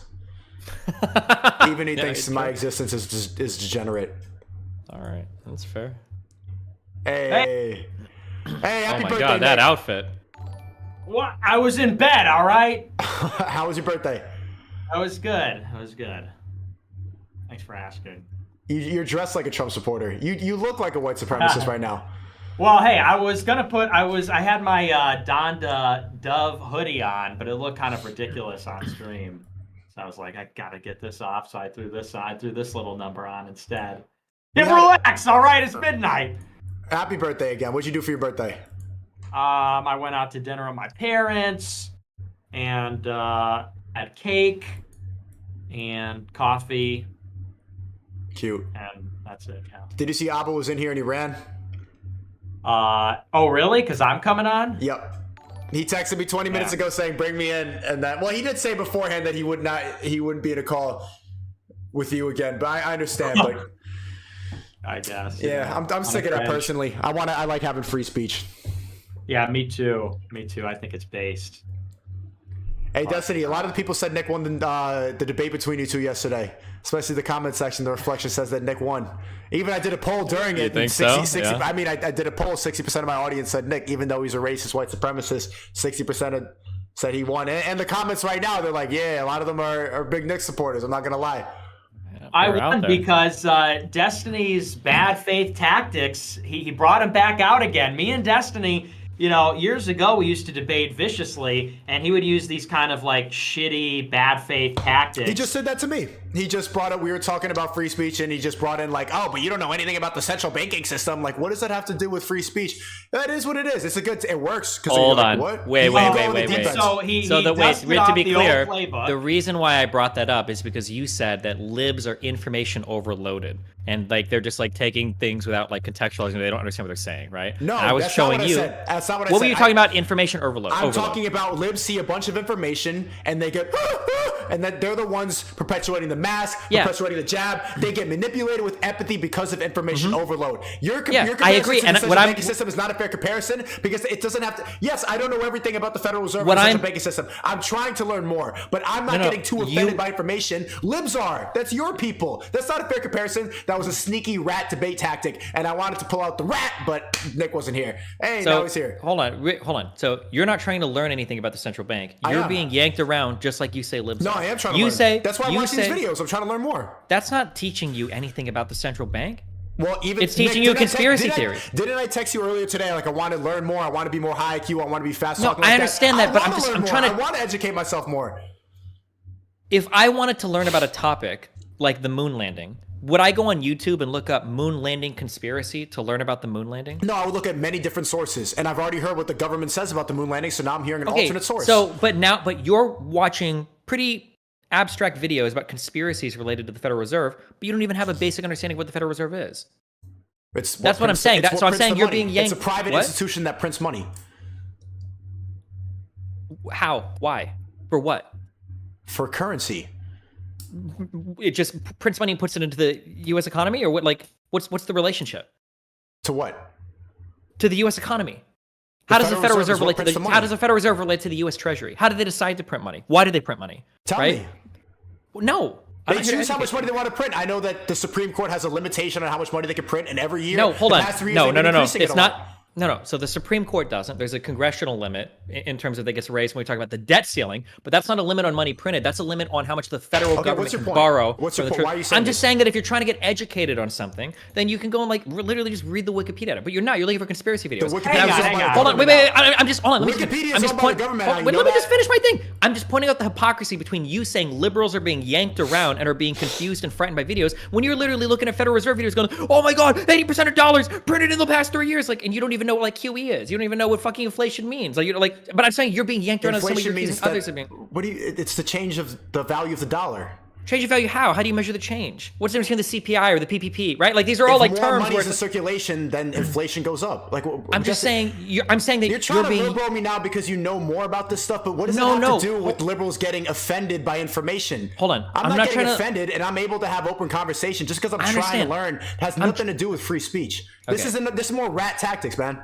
I'm not trying to lil bro you. I'm not trying to do anything. I'm just saying that if you wanted to learn about the Federal Reserve, you would like just read the Wikipedia on it. That's it. No, the Wikipedia is owned by the government now. I will look at multiple sources and then make my own observations. Wikipedia. How do you think Wikipedia is owned by the government? Yeah, they just bought it. You know that? But you didn't. Oh, did you know that? Show me where Wikipedia was just bought by the government. It's insider trading stuff. Maybe I should have said that. Insider trading? What do you? It's not a Wikipedia's not a publicly traded company. I heard about that from millionaires who know stuff behind the scenes, but yeah, they have a majority share. Well, I can't win on that ground then. I just want to know. I'm telling you. Okay, I'm friends with a guy named Peter Thiel, and he told me that it's actually not owned by secret people. Like, it's not secret people, so the government just bought it out. And also, you know that Wikipedia can be edited by anybody, and it does on a regular basis. A lot of the information on Wikipedia is manipulated. You know that. Why would I just look at Wikipedia and decide that? The whole point of Wikipedia is that it can be edited by everybody. That's the whole point of any wiki, of course. That's how it's built, yeah. But the edits are monitored by other people as well. Over a conspiracy video, why is that more like? Why is a conspiracy video bad, but Wikipedia is good? Because a conspiracy video is made by one. Because a conspiracy video is made by one person trying to sell you an idea. And one person could edit the Wikipedia. They could, but millions of people look at Wikipedia. That's the difference. When I read a Wikipedia article, that's an article that's been edited by an unknown number of people and reviewed by an unknown number of people, right? It could be hundreds, it could be thousands, it could be just one. And the last person who edited it could have manipulated the information, just like the video. No, that's not how edits work on Wikipedia. On major articles, you can't just make an account and edit and everybody sees it. There's a lot of edited information every single day. There's lots of misinformation that's been proven to be on Wikipedia. Okay, so here's what I would suggest to you. Go and learn how Wikipedia works. So you don't even know how Wikipedia works, and you're telling me conspiracy about Wikipedia. People edit Wikipedia. What do I not understand about Wikipedia? If I were to go to an article right now, you can't just change whatever random information on like major articles and then have it stick and like everybody goes and views it, right? Like they're for major articles, these things go get locked, they're protected. You have to have like people that own the articles, people that like look over the edits. It's not just like everybody can change everything at any point in time and then that's it. Like there's a lot of people. Also, if anything, Wikipedia should be the thing you're championing the most. It's literally a decentralized database of information where everybody can contribute. Not anymore. What do you mean not anymore? Yes, it is. It still is. That's why if you go to the page, it's begging for fucking donations. Not anymore. That's why they don't run ads on the pages. That's why they don't have an owner for the company. The government has a monopoly on the public information online. No, it doesn't. The government wishes it. Even China can't, and they have literally the massive fucking firewall. What do you mean? You could argue that some private companies might have a podcast with Trump get taken down. Wait, what? Why did Nelk's podcast with Trump get deleted if the government doesn't have a monopoly on information online? Whose podcast? Nelk and Trump. I don't know. Why did they say the podcast got taken down? Because Trump said that in Minecraft maybe the election was rigged. So they deleted where did it get taken down from? YouTube. Okay, and YouTube has what restriction on misinformation, and who decides conspiracy theories related to election fraud? I gotta jump in here. Go for it. I think here's the issue. Is, we're talking about the Federal Reserve, which is one of the most powerful institutions in the world. I think we can all agree on that the chairman of the Federal Reserve and their discretionary jurisdiction over the money supply is an extremely powerful institution. You could also say that big tech, also extremely powerful institutions, Google and the algorithms that control what search results will come up when you enter in a search query on Google. YouTube, extremely powerful, 2.5 billion, 3 billion users, 30 billion monthly visits. And here's the issue. It's not to say that we don't know the nominal reasons behind why they behave the way that they behave. Wikipedia says something about the Federal Reserve. YouTube says they have a reason why they banned Trump. The Federal Reserve says that this is how they operate and this is what it's supposed to be. I don't think anybody is saying that we shouldn't look at what Wikipedia says about the Federal Reserve or whatever. I think the point is that maybe if you want to understand the counter argument, or maybe if there's a conspiracy, if there is a deeper truth, you're not gonna find it on Wikipedia. That's the point. If we're saying that YouTube may have banned Donald Trump for a different reason other than what they said was the reason, you wouldn't go to YouTube for that reason. YouTube is not going to say, well, we really banned him for... If you doubt the authority of Wikipedia, if you doubt the authority of YouTube, if you doubt the authority of the Federal Reserve, then it's obviously self-referential to say, well, we're going to find arguments against their credibility and their authority on their own platform. It just doesn't make sense. So how is that any less self-referential than your side? So it turns out, but here's why. Because when you go there and say, well, you watched a YouTube video about it, it's like, okay, well, if the Federal Reserve were engaged in corruption, do you think that it would show up on Wikipedia, or do you think it would be a researcher, independent, who would post it on YouTube? Exactly. Where else would they distribute the content? And I think the big difference is that... Can I answer that question, or are you just going to ramble past every question? No, go ahead. If the Federal Reserve or some of these federal institutions were engaged in corruption, we've got multiple committees across both the House and the Senate that are in charge of monitoring this stuff. So here's the funny thing. I'm belittling and laughing at you when you say something that's obviously ridiculous by common sense. Okay, so here's the funny thing, is that I can give you an institution that has hundreds or thousands of individual humans, staffers, congressmen, they're all working together, that have contrary interests, that have every motivation. If a Republican or a Democrat thought that the other side was fucking around or doing other things, all these people have every motivation to expose the other side, but those people are wrong. But you, the guy who's making tens of thousands of dollars selling me a message that the government is corrupt, I'm gonna listen to you for government corruption? You who has no oversight, you who has no accountability, you who's not an elected official, you who can print whatever message or lie you want, which they have. All of these alternative media pundits have done it over and over again. I'm going to listen to you and take your word for everything. You who thinks the Jews run the government, who can't give me a single shred of evidence for any claim you make, right? The government never lies. No, nobody ever works. I never said. Did I say the government never lies? Did I say the government never lies? You're implying that the government is either unwilling or unable to lie. They're either unwilling or unable to create mass conspiracies because they're working against each other because of checks and balances, and it's such a large-scale organization that deception and subterfuge would be unlikely or impossible. Of course that's not true. Of course the government has been able to betray and lie to the public. They kept the Manhattan Project secret. There was a city of 200,000 people building an atomic bomb, and they kept that a secret for years.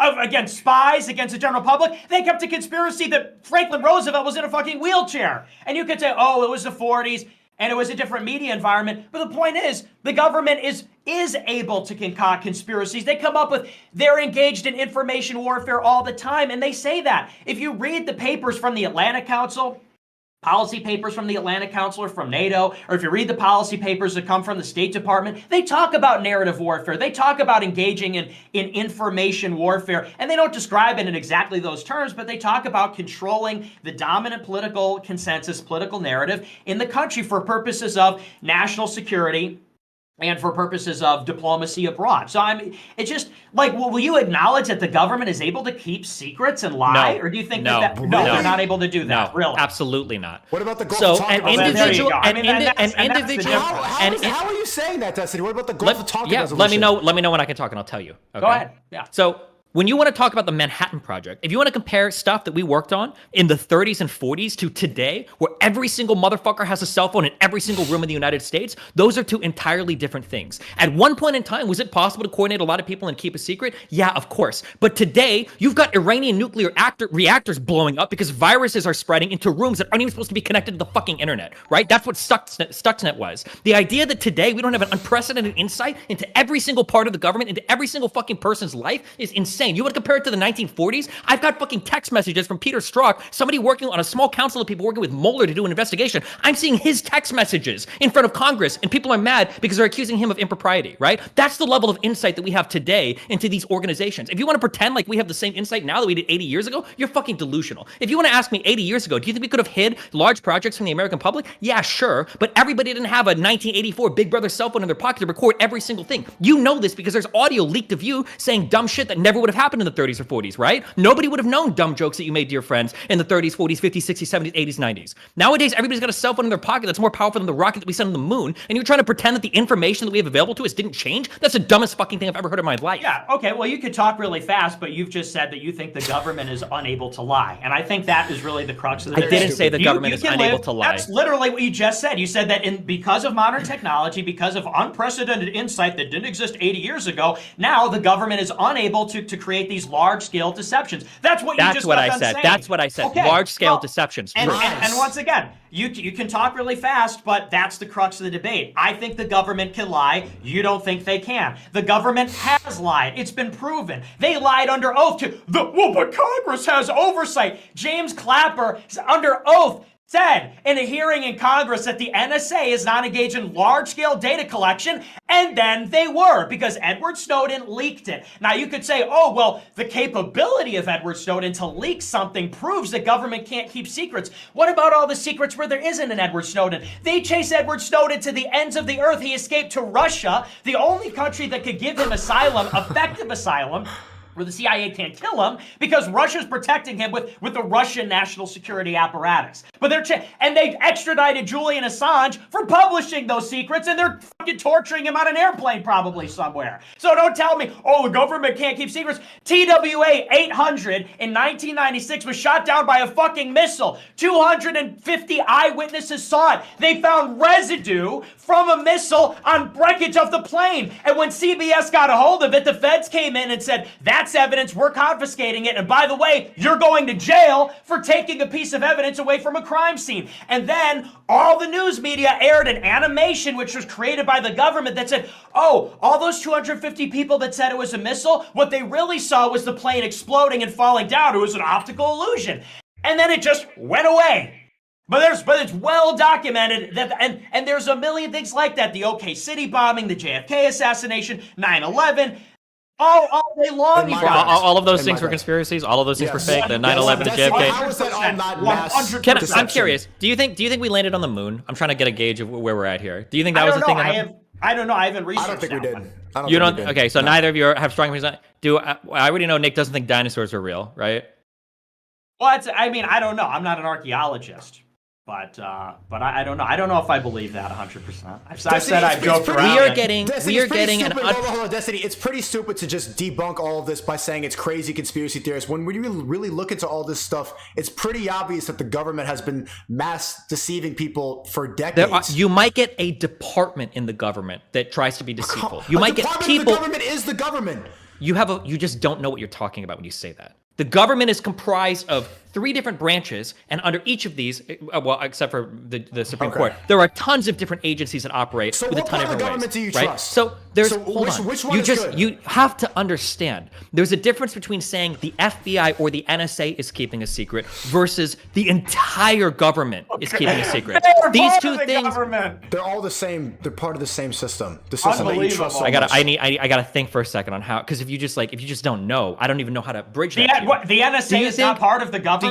Do you think that the entire government keeping a secret is the same thing as the NSA keeping a secret? The NSA is part of the government. Can you That's answer what that we're question? talking about. Do you think the entire government keeping a secret is the same thing as the NSA keeping a secret? Obviously not, but that's not what we're claiming. Okay, that is what we're talking about then. We're not. Every different part of the government knowing something and all of them coordinating to keep a secret is different than one department keeping a secret or people in a department keeping a secret.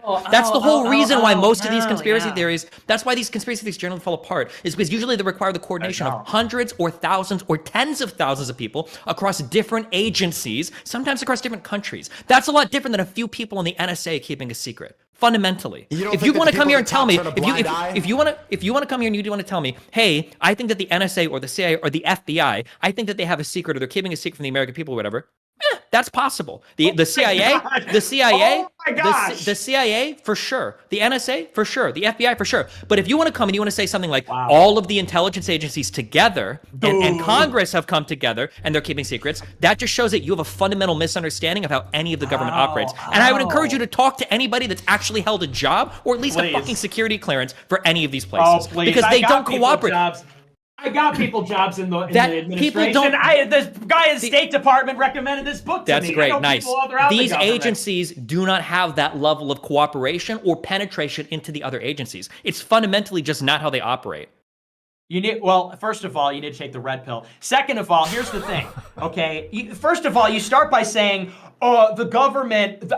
and you said this, the government is not capable in the modern technological era of large-scale deception.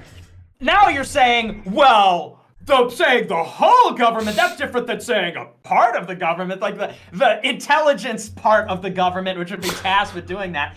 It's just ridiculous. I mean, what are you even arguing? What's even the point of all this? Are you arguing for the sake of arguing or what? I'll repeat it for you since you didn't understand. I'll speak slowly this time, okay? Saying that the government is capable of selling a conspiracy theory implies a level of coordination that doesn't exist. And if you talk to anybody that's ever held a government job, they'll tell you that. Yeah, we don't have that level of coordination. If you want to tell me an individual agency might be keeping secrets or acting improperly, yeah, that's more believable. That's just common sense. Much the same that if you tell me an entire school is trying to keep a secret, that's going to be a lot different than 2 teachers having an affair and keeping it a secret. Do you understand that analogy? Oh, yeah. That's a really salient, that's a really nuanced position. Because when we were saying the government conspires, you said, that's bullshit. Oh, you meant the NSA can keep secrets? Oh, well, yeah, that's totally legit. So, whatever. You think that the NSA can keep secrets then, right? And the FBI and the CIA, is well, that correct? they're intelligence agencies, so necessarily they keep secrets. It's vital to the function of the departments, of course. So you're excusing the NSA for keeping secrets about spying on people? What would you have to say then about something like, what would you have to say about Operation Northwoods, as an example? For any individual thing that you want to bring up, I would have to dig into it because I wouldn't trust your take on it because you're going to probably give me the one-sided take. Wait, do you know what that is? I have no idea. Okay, so you don't even know. You haven't even looked into it, right? You're going to Google it now. Do you want to do it? Do you want to do it right now? We can if you want. Wait, the reason why I'm asking is because you're going to sit here and say 1962, dog. Yeah. Can you give me something in the past 2 decades? Well, Since cell phones have been invented? Hang on. Here's why I asked before you do your usual tactic of if I just interrupt and interject, let me explain my point because it's important. Yeah. Oh yeah, pretend like you're gonna tell me like some shit that Paul Revere was cooking up next to like fucking that's funny because historical. No, you're gonna keep interjecting because you're the guy that doesn't know what the fuck you're talking about. You're gonna sit there and say you're right. I don't know every single proposed false flag in 1962. I don't. Tell me about your esoteric conspiracy theories. Go for it. Because you're not even curious. Because you will read Wikipedia and say, I trust everything the government says. The government never lies. Wikipedia is not the government. Wikipedia is not the government, Nick. Oh, right. Do you know the difference between the Wikipedia and the government? Yeah, Destiny. There's a meaningful distinction between Silicon Valley and the government. There's a meaningful Silicon Valley distinction. doesn't edit Wikipedia. That's Oh not. yeah, and Silicon Valley doesn't work with the intelligence agencies. Silicon Valley never said Silicon- doesn't get their biggest contracts from the intelligence agencies. Do you remember when the FBI was groveling to Apple for backdoors in their devices? Man, what a close relationship those two entities have. Yeah, oh my God, definitely- these there's guys get along definitely like not peas in a pod. Absolutely, dude. There's definitely not an iron triangle between the Ivy League universities, Silicon Valley, and the intelligence agencies to create AI. To create Wikipedia. To create Wikipedia. What they do. They all what work they together do, on what they Wikipedia. do. Mark It's Zuckerberg called- actually it's called edited this information article on warfare. Operation Northwoods. I'm looking right now. It's These funny edits are because by it's Zuckerberg. sarcastic. Oh, and yeah, it's funny Bezos did because it's sarcastic, the paragraph right down here too. There's no collusion between the private and public sector because I could say that you think Mark Zuckerberg edited Wikipedia? No, I think that there's conspicuous collusion between Silicon Valley and the intelligence agencies. Silicon Valley Talk to me about you brought up Operation Northwoods. Talk to me about Operation Northwoods. I will. Yeah, That's let's a hear it. perfect example. That's a perfect example. Declassified CIA plan to conduct false flag attacks across the country, blame them on Cuba to create a popular support for a U.S. war in Cuba. That is something that the U.S. Joint Chief of Staff supported and offered to the president, as well as many other military personnel, was shut down and declassified however many years later, 40, 50 years later. It's an example of the fact that if that kind of thing is being presented, Operation Northwoods, Operation Mockingbird, MK Ultra, Project Paperclip, these are things which, if they're being cooked up by the government, by the highest level people in the government, conspiracies and particularly false flags, if they're being written and presented by the government and declassified, it demonstrates two things: willingness and ability. They're willing to do these kinds of things, and they have the capability to carry them out. And if that's the case, that destroys the benefit of the doubt, because you said, well, I haven't looked into the conspiracies, but I don't think that they can happen because it would not be logistically possible, because you never could get that level of scale of personnel to conspire in government, because thousands of people, smartphones, cameras, people can see everything. But yeah, do you recognize the willingness and the capability, then that destroys that benefit of the doubt. Then we have to be curious and evaluate them. Do you recognize that there's a difference between the willingness of a body to conduct foreign warfare in Cuba versus conducting it on people in the United States? Yes. So why is Operation Northwoods your go-to here? Well, again, they're talking about false flags against Americans in America to blame on Cuba. And then, was this ever carried out? No. It was presented to the president by the Joint Chief of Staff, and JFK said, no, don't. We call ourselves humans. That's the quote. Okay, so my original thing that I said was that I think that the United States has too many different human people in it that wouldn't let things like this ideally happen. Or if it did, hopefully somebody would expose it. You're giving me an example of a plan that was cooked up by one of our intelligence agencies, brought to the president, and then the president shot it down because he's a human that didn't think he wanted to see that happen in the United States. Isn't this just a story that proves my point? No, it does not, because it demonstrates that intelligence agencies are thinking like this. And what you're saying I mean, I'm is, sure they're thinking of a lot of things, but the goal is at the end of the day, hopefully, they're not doing atrocious things because they have some level of oversight from different branches of government. Right, and you're telling me that you're telling me that the president shot this plan down, that these false flags didn't happen. And then let me ask you a question. What go happened for it. to Jack Kennedy then in 1963? And he was assassinated by the intelligence agencies. You have no proof Well, or evidence I don't for, know but it's right. We well, don't know. I'm sorry, who was it? Who do you think 9/11 was that? Bush's or was it? Let me say this. So Jack Kennedy gets killed. His brother, who's the attorney general, his brother says this. He never believed that JFK was killed.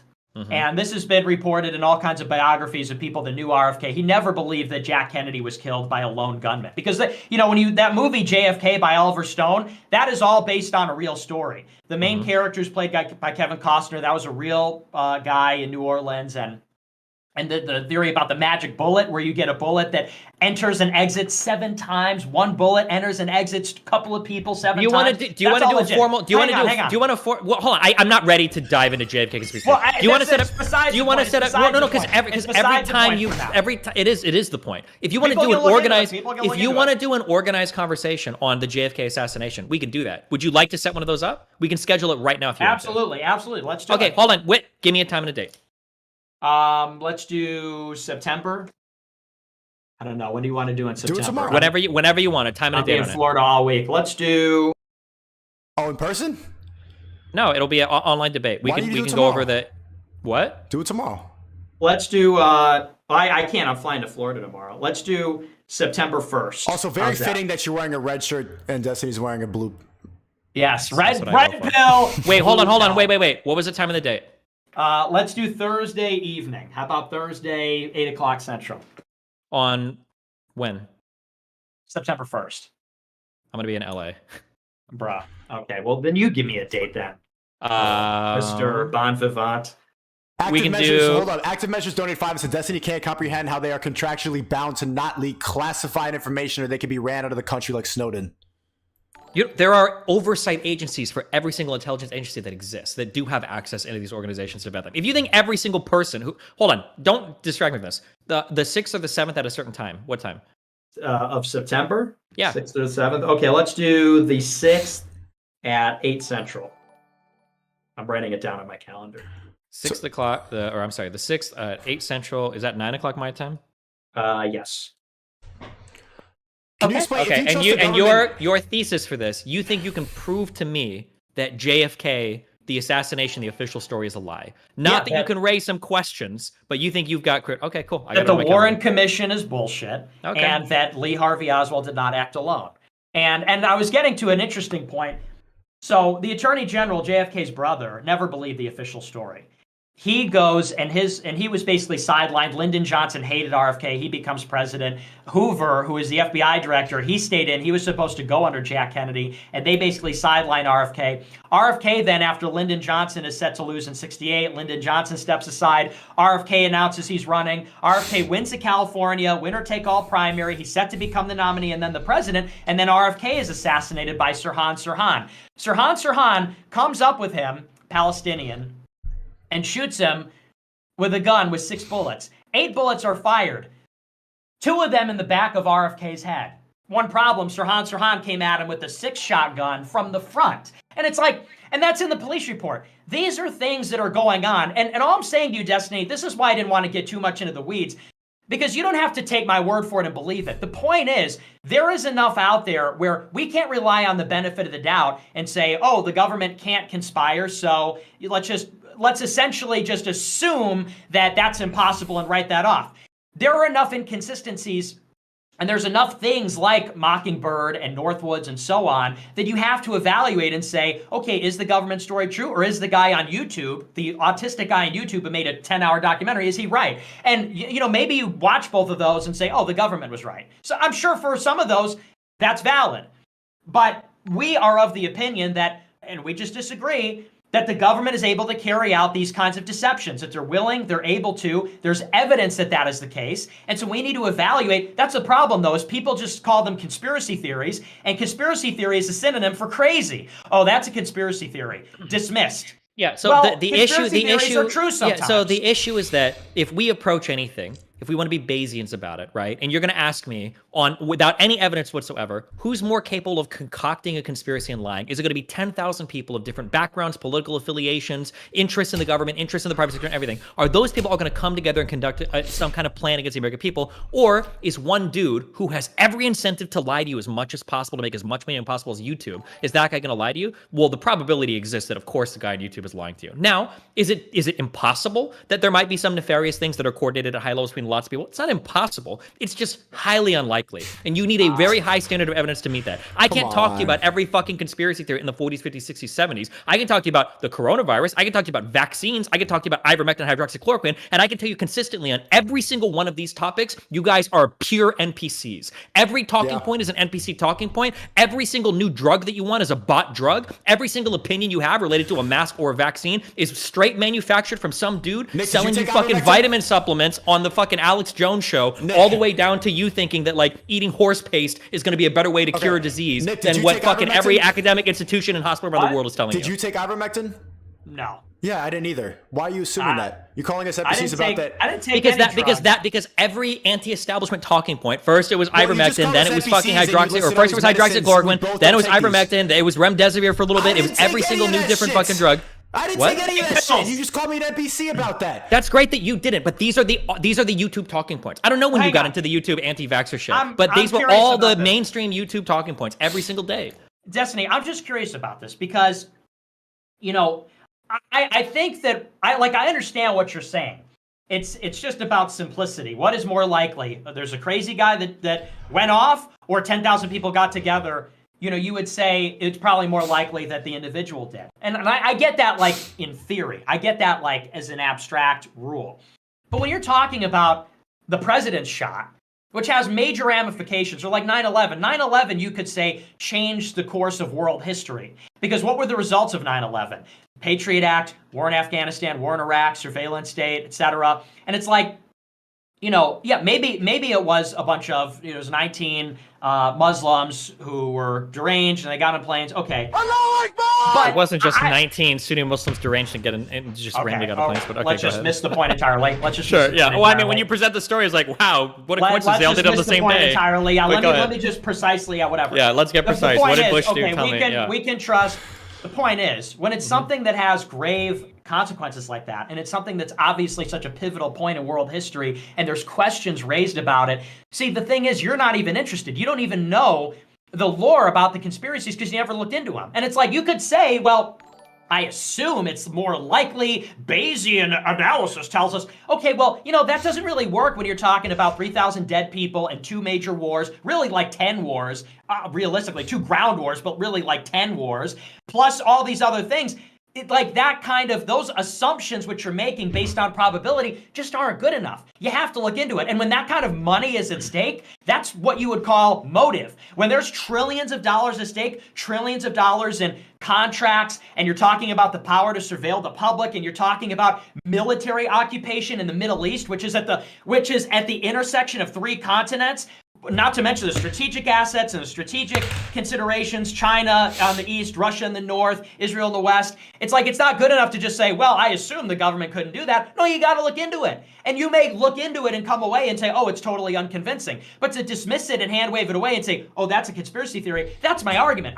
What I'm saying is, I'm not coming to you and saying 9/11 was a hoax. I'm saying 9/11 could be a hoax. And if 9/11 could be a hoax, everybody needs to look into it and know damn well that it wasn't. Maybe it wasn't. I wish it wasn't. That would make me feel a lot better. And I agree with you. It's good to ask questions. But you guys don't just ask questions. You guys believe in literally every single fucking conspiracy in the world. Do you think the government puts fluoride in the water for nefarious purposes? How you believe in conspiracy theories in the first place? Because Hold you on. question what the government says. I'm curious. Asking Do you think the questions is government? how you Do you get think? here. Do you think the government puts fluoride in the water for conspiracies, Nick? For conspiracies? I don't think they do it for conspiracies. They do it.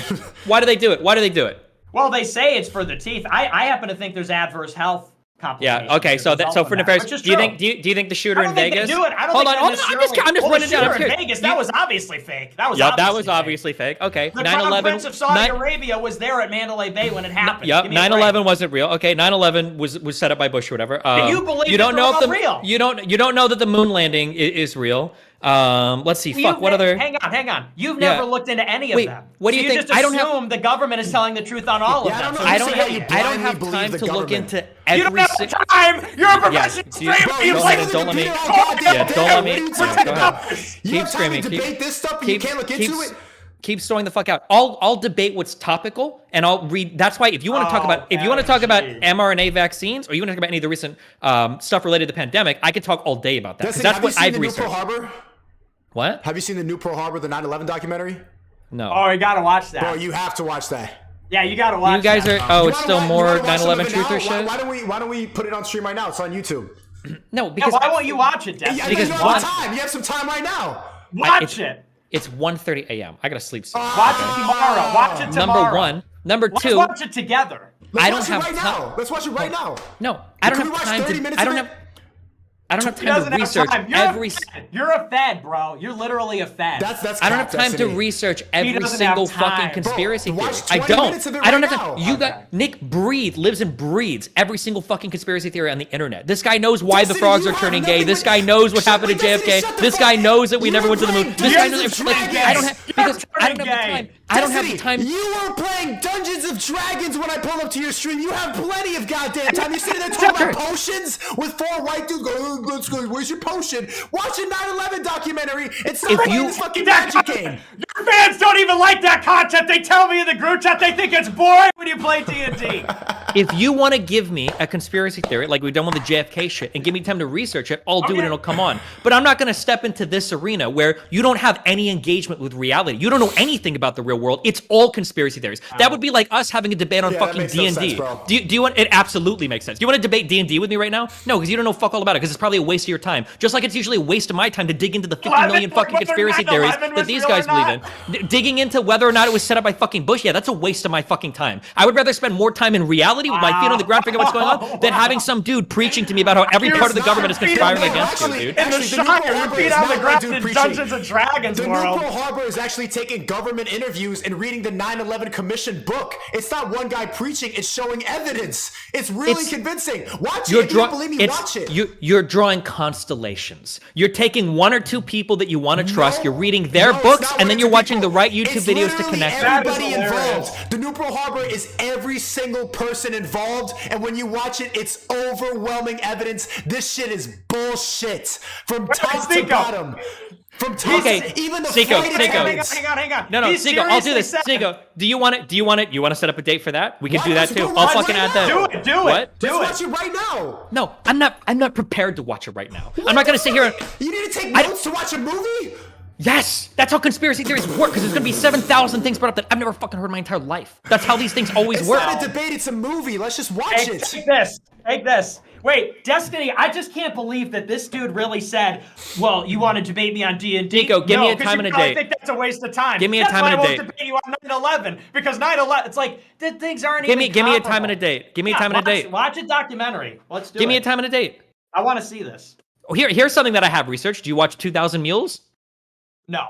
Oh, okay, of course not. This is a blue pill. This is a red pill. No, Dinesh D'Souza's cringe. He ruined San Francis's career. Which shit. one? Oh yeah, Destiny? I forget you guys hate every other conservative. Shit. Give me a time and a day for the 9/11 shit if you want. We can do that. I just need time to prepare. Give me time to prepare and I'll do it. Why do you need to prepare to watch a movie? Which one? I need to prepare because there's going to be a whole bunch of random dumb shit brought up that I've never heard of before. And obviously, he's put together a documentary, so by the end of it all, it's going to be really convincing. But that's just because I don't know the arguments for any point. I can't know every single thing in the world. My brain isn't that big.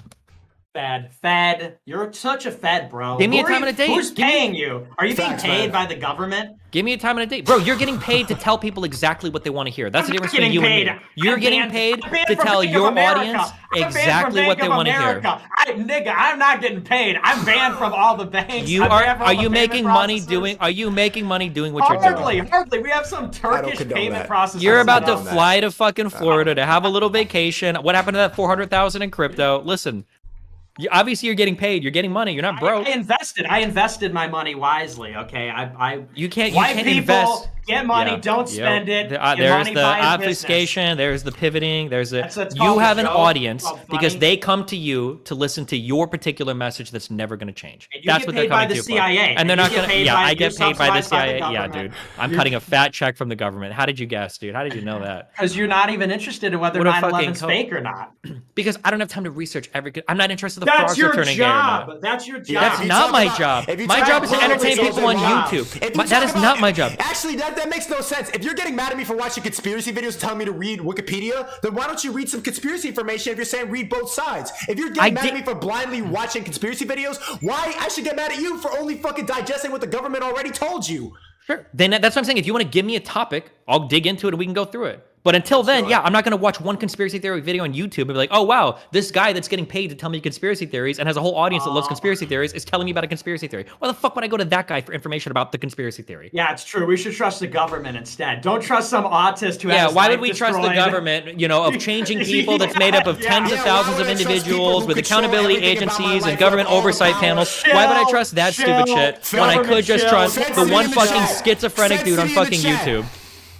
Government chill. I trust the schizos. I trust the people that have their lives destroyed trying to tell the truth and get censored. 9/11 conspiracies are against the community guidelines, but you're like, I trust Wikipedia. Okay, bro. Where's this Pearl Harbor video that you wanted to link me? Is it on YouTube? It's on YouTube. Yeah, nice one, Nick. Okay, so give me a time and a date. It is against the TLS. Why is it on YouTube then? I don't know. Maybe they Oh, passed that one over.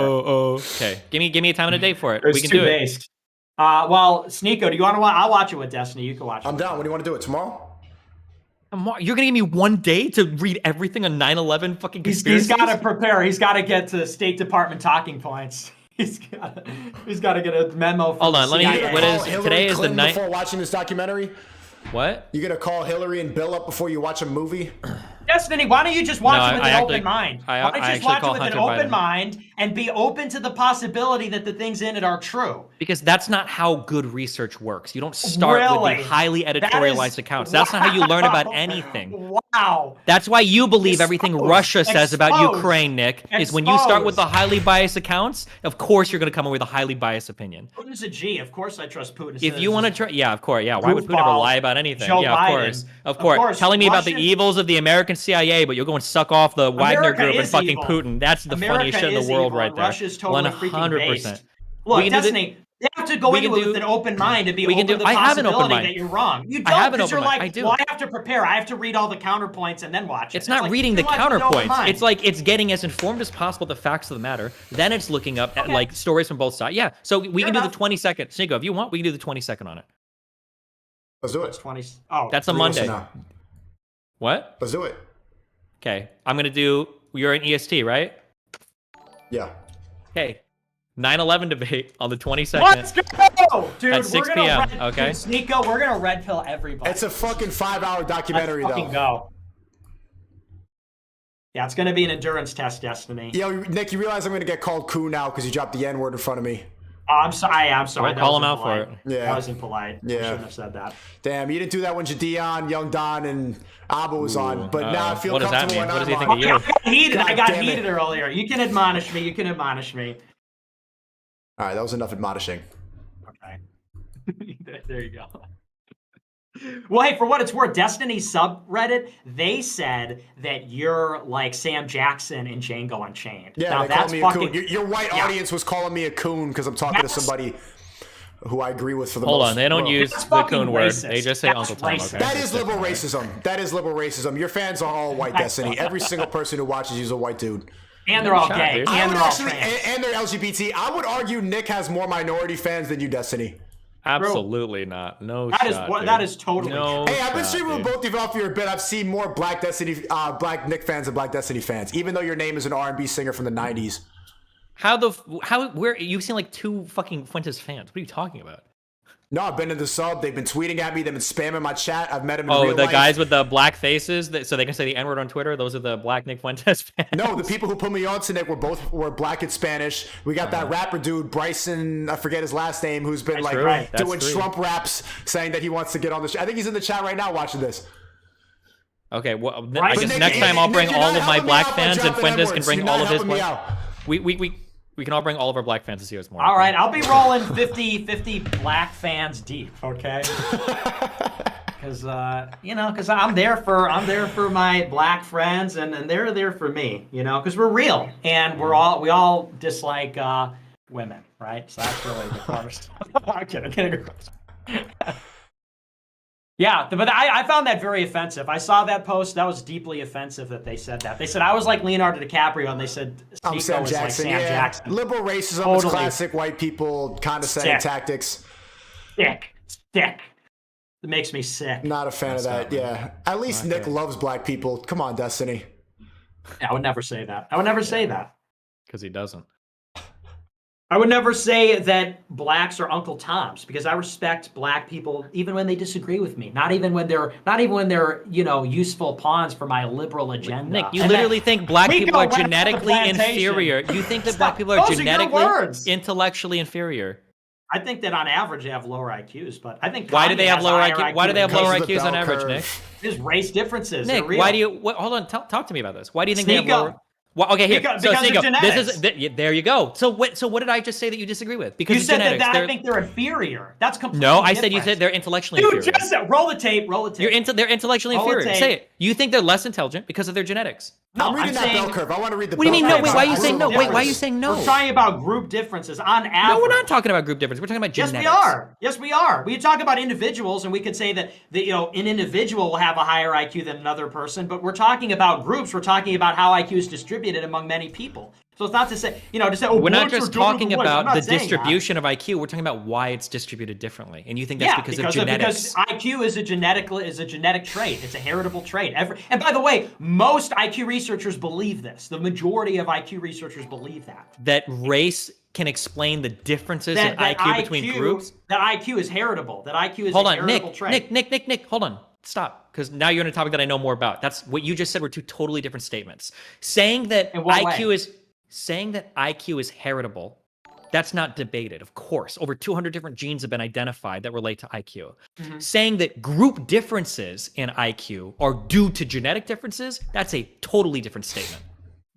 Of course, one follows from the other. Are you even listening to what you're saying? Absolutely, it does. It doesn't. What are you talking about? Absolutely, it does. If there are measurable differences between the IQs, and IQ is a heritable trait, I'm sorry.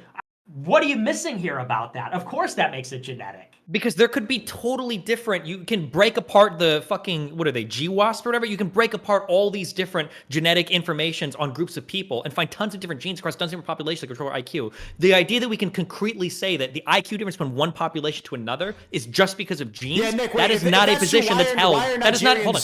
Why are Nigerians with so many engineers? Why do Nigerians dominate in those fields? That is not a position that's held by the majority of IQ researchers. That's a really strong statement to make. 100% it is. And the reason why and that's a good question, Sneako, it's because the thing is, if you look at Africa, there's going to be 5 billion Africans by 2100. You're going to have proportionally fewer high IQ black geniuses in Africa, proportionately than you would in Asia, but there's going to be a shitload of black geniuses by 2100 just because of how big the population will be. And the point is, the reason why Nigerians have such a high income in America is because in America we have an immigration system where the people that are allowed to come in, if they're not let in illegally or for other reasons, are the highest IQ. They're the best of the best and the brightest. So that's why. So if you're looking at Nigerians, well, all the Nigerians that are here because of immigration, and the reason that they immigrated is because they were high IQ and had jobs here. They had a work visa or something. So that's why. But that's a problem because then we're taking all the high IQ people out of countries like Nigeria.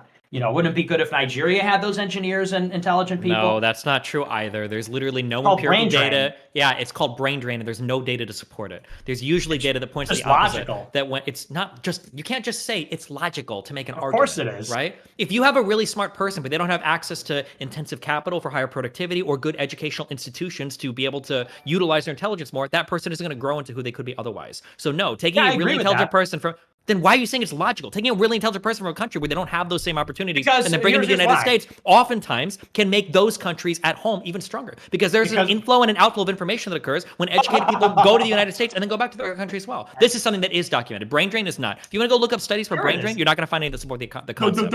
Dude, I mean, you're literally obfuscating. You're obfuscating something. I'm not obfuscating. You can't say I'm obfuscating every time you're wrong about something. That's not how obfuscation works. What you're doing, because if America is bringing the smartest people out of Nigeria, and if those people are, of course, you're right. If they get educated here and go back, that's different. But if you're talking about they come here and they stay here, then we're literally taking smart people that were going to be there and here. Now, you're right that maybe they wouldn't reach their full potential over there, but then the solution would be invest in capital over there, if that's what you want to do. Invest in capital. Look at how you're just saying random retarded shit. What if we invest in capital over there? What do we invest? What are we going to invest in capital over there? There's a huge difference between just throwing money into random countries versus the most educated people coming to the United States, getting educated over here, getting good jobs, sending remittances back to their people, which could be a big source of income, right? Or bringing other people from those countries or traveling back to those countries with their level of education. Like, this is stuff that's argument. You can go look up NPER papers on it if you want, but like, I'm not going to sit here and argue with a fucking dictionary. A dictionary and human capital. Well, look, we don't need all these high IQ people. Look at all the remittances they sent to us. Look at all this cash they sent us. Having a high IQ person in your country, having a high IQ person in your country isn't going to be relevant if you don't have the educational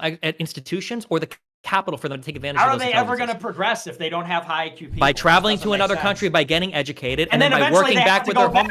They don't have to go back, but they tend to do so. They're going to build their country from America. All the high IQ people are going to go to America and rebuild Nigeria from across the ocean. That doesn't even make any sense. Oh, put a that, so it must be true. Like people tend to maintain doesn't even the make any connections. sense. People tend to maintain the connections both in education and in family and in corporation when they travel to other countries to work. A lot of that information travels back and forth. Again, you can go and look up MBER papers on this. Is a well-documented concept. Brain drain is not supported by any studies. It's a concept that exists in a dictionary. Of course, if high IQ people leave one country and go to another, Yeah, of course. If a that's the high IQ definition person of the just term. sits in a fucking country with no person to take advantage of like his talents or his capabilities, that's so much better for them. Nice. Yeah, it's true. The country should have no high IQ people, and all the high IQ people should be across the ocean. Or people with high IQ should be able to sort Progress. themselves into the appropriate educational institutions, hold on. get appropriate Nick, they're jobs that getting allow on them my to ass earn right more now. money. Yeah, what? Nick, they're getting on my ass right now. Just I appreciate the free speech and everything, but you can't drop the N-word. You can't do that anymore on the stream. I just said it one time on accident. Just don't do it again. I know there was an A in there. I know. Just don't fuck with that. Yeah, you're right. But the Jews trying though, to be considerate. the Jews Yeah. don't. No, I'm Well, playing. As long as they're in Minecraft, right? As long as they're in Grand Okay, Theft yeah, Auto Minecraft. 5. You get my ass right now. Oh, since he said it once, do I get one pass or am I just? No, do I get no. No, that will go No, against you. don't do You're it. canceled. Nick, you get that one time. There was an A. If there's an R, Unbelievable. you're never coming wow. back. Unbelievable, dude. Well, So anyway, the 22nd, any you want to final watch word? that 9/11 documentary? What? The 22nd? The 22nd what? You watching that 9/11 documentary, 9/11 debate? 20? You mean the 4-hour one? Yeah, I'll watch it. I have a date. I'll watch it. I'll What do the research do you have to do to prepare? I don't understand what you're gonna do. Well, one is I've got to watch the What do you documentary think? from start to finish. 2, I need to document the claims in that documentary that contradict the official story. And then 3, I need to start researching why the differences in those claims exist.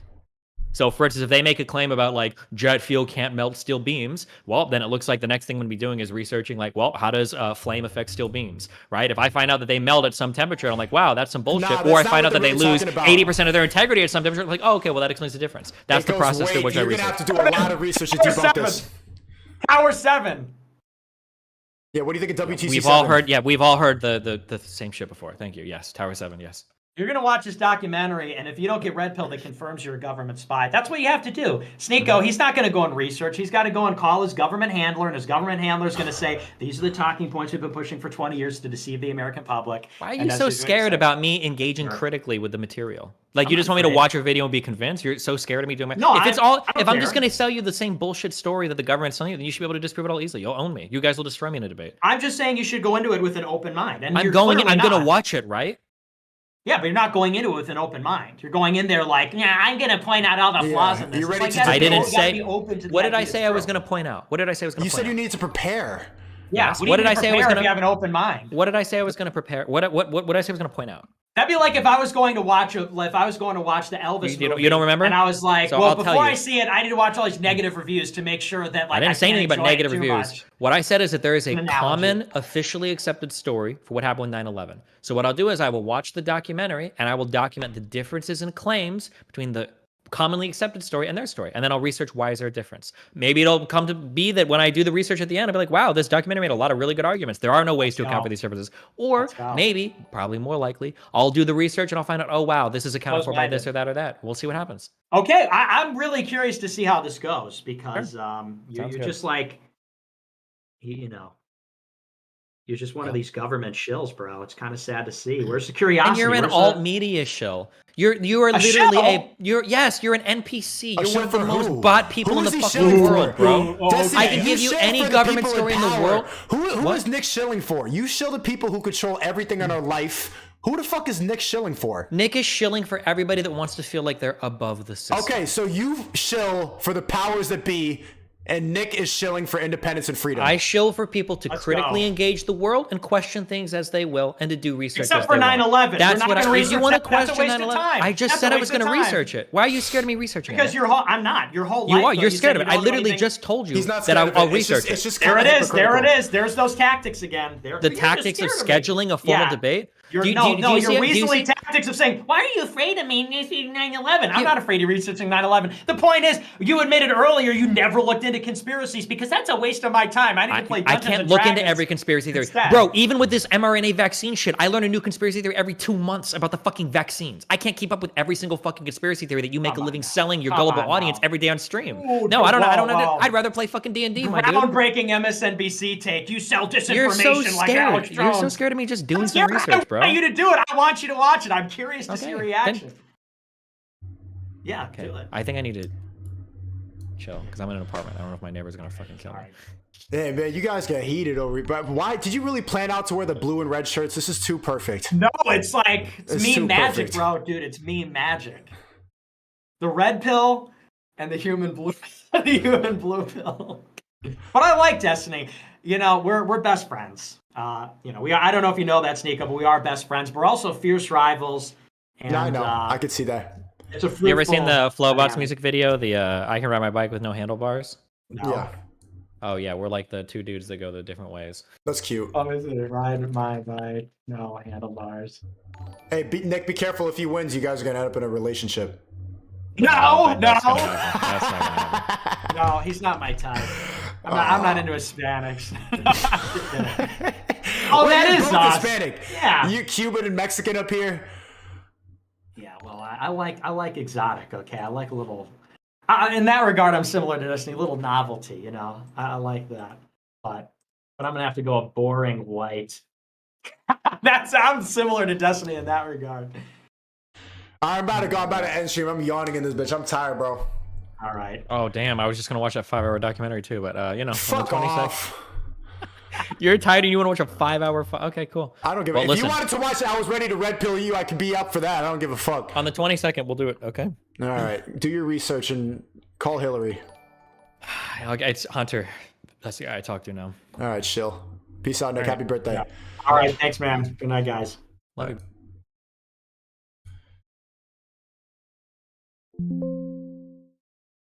All right, chat. W stream. You remember August 22nd, the Creativity Kit is dropping. You know the vibes. I'm tired. I'm very tired. My camera's out of battery. Can we get a W stream? I'm sorry, bro. I wish he didn't have to drop that N bomb. He was doing so well. He was doing so well. But the internet get the, you know how it be. You know how it go. Shit. W stream though. W stream though. Let me know if you're excited for that debate. I am very excited to red pill Destiny finally. Hope you like the Adam 22 interview. I've been streaming for 6 hours once again. La Sanabi. Bro, these liberals, bro, they're too afraid to debate. I don't agree with a lot of what Nick says, but I do like the fact that he's willing to debate and talk on a regular basis. I enjoy that. Go to thecreativitykit.com. It's dropping on 8/22. I'm going to teach you everything about how to make money online. Let's get out of this shit. If you don't want to be blue pill, that's where you got to go. Sneako.net if you don't know how to spell creativity. I'm going to be back tomorrow. Get it. Bow. W Daily Streamer, bro. Man, I'm getting nice ass guests every single day. Every goddamn day. You know, now I'm kind of understanding why Abba didn't want to be in that call. Now I kind of understand why Abba didn't want to be in that call. On the 22nd, me, Nick, and Destiny, we are going to watch the new Pearl Harbor, a 9/11 documentary, and red pill Destiny finally. Nick is a real guy. A lot of you are saying who cares, it's just a word, who cares, it's just a word. A lot of you are a bunch of fucking like white kids who go on 4chan alone in there who are get really mad that you can't say one word. You can't, yeah, you know how it goes, bro. You know how it goes, bro. I can't be out here looking like a coon. Can't be out here looking like a Twinkie. I'll be back tomorrow, man. Every single day, bro. We had Adam 22 in here. Yo, Adam 22, his dad was pardoned by Bill Clinton, man. That's absolutely crazy. I did not know that. What do you think about that information? Also, W600K, chat. 600K, what's up? What's up? Thank you, Ain Zama, for the 184 from Qatar. I will come to the World Cup if I'm allowed in the Middle East. Allahu Akbar! Yeah, all these white kids are saying, bro, words aren't racist, words aren't racist. But also think about my reputation. Like, I'm here trying to provide... Look, bro, all the white kids are doing sensitive. Yeah, you should let him say the N-word. I mean, bro, no. No. Kid, don't do that. I can't do that here. Think about it from my perspective. Nerdy white kids who are obsessed with Nick. I fuck with Nick and everything. I like Cozy TV. I'm for free speech. But think about how it looks from my perspective. I'm a mixed minority. I'm Asian and black and white. And if I allow him to go on my stream and start dropping that, all my credibility is gone. I like the fact that he's honest. I like that he sticks to his opinions, but there's something that's going to ruin my fucking reputation. Also, I don't really rock with that. In real life, white people who say that, I'm not really with that shit, bro. I'm not really with that shit. Damn, but at the same time, you're saying freedom of speech, if there was full freedom of speech, but I do want full freedom of speech, but white people watching this, if I let them go on my stream and start saying that, come on. What is it, bro? It's over for me. It's over for me. I'm gonna have no credibility, bro. I'm gonna have no credibility. You want me to stay on YouTube? Only according to the bots. There's a good point. There's a good point. But also it's coming from a guy who's saying that black people are low IQ and that fucking black people is degenerate. Saying all that and also dropping M-bombs, not a good look. Not a good look.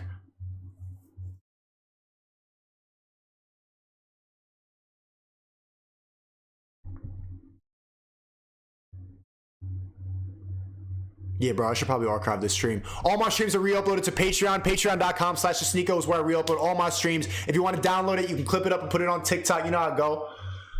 Everything that I post on my stream can be re-uploaded to TikTok. You can clip up anything except for the part where a white dude dropped the N-word on my stream. Do not clip up that part or clip it up anyway because I just said not to do it, so that definitely means you're going to do it.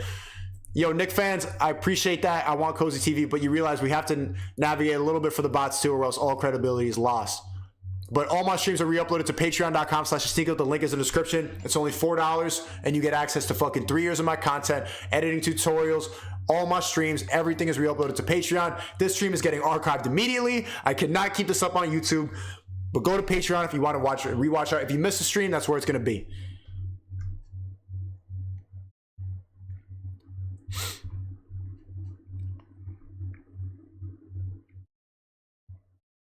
I understand what the part where you're saying. I understand the part that you're saying. No, don't clip it up. Don't clip it up. You're going to make your bro. Nick is already getting canceled from everything. We don't need him to say that, bro. Nick, man, come on, man. Don't drop the N-word on YouTube, man. Come on. You already know how people perceive you. That's a terrible fucking idea. I know he didn't say it in a derogatory way, but white people could just not. No. Should not have said that shit live, bro. What will Kanye do? I don't think Kanye would do anything. Yo, peace out, chat. I'm gonna see you tomorrow. I need some sleep. W6-hour stream again. And go to thecreativitykit.com, sneako.net. We're limiting it at 1,000. Oh, it's dropping in 3 days. It's dropping the day of the 9/11 documentary. Of our 9/11 debate. Great day, 8/22. We're limiting at 1,000 spots.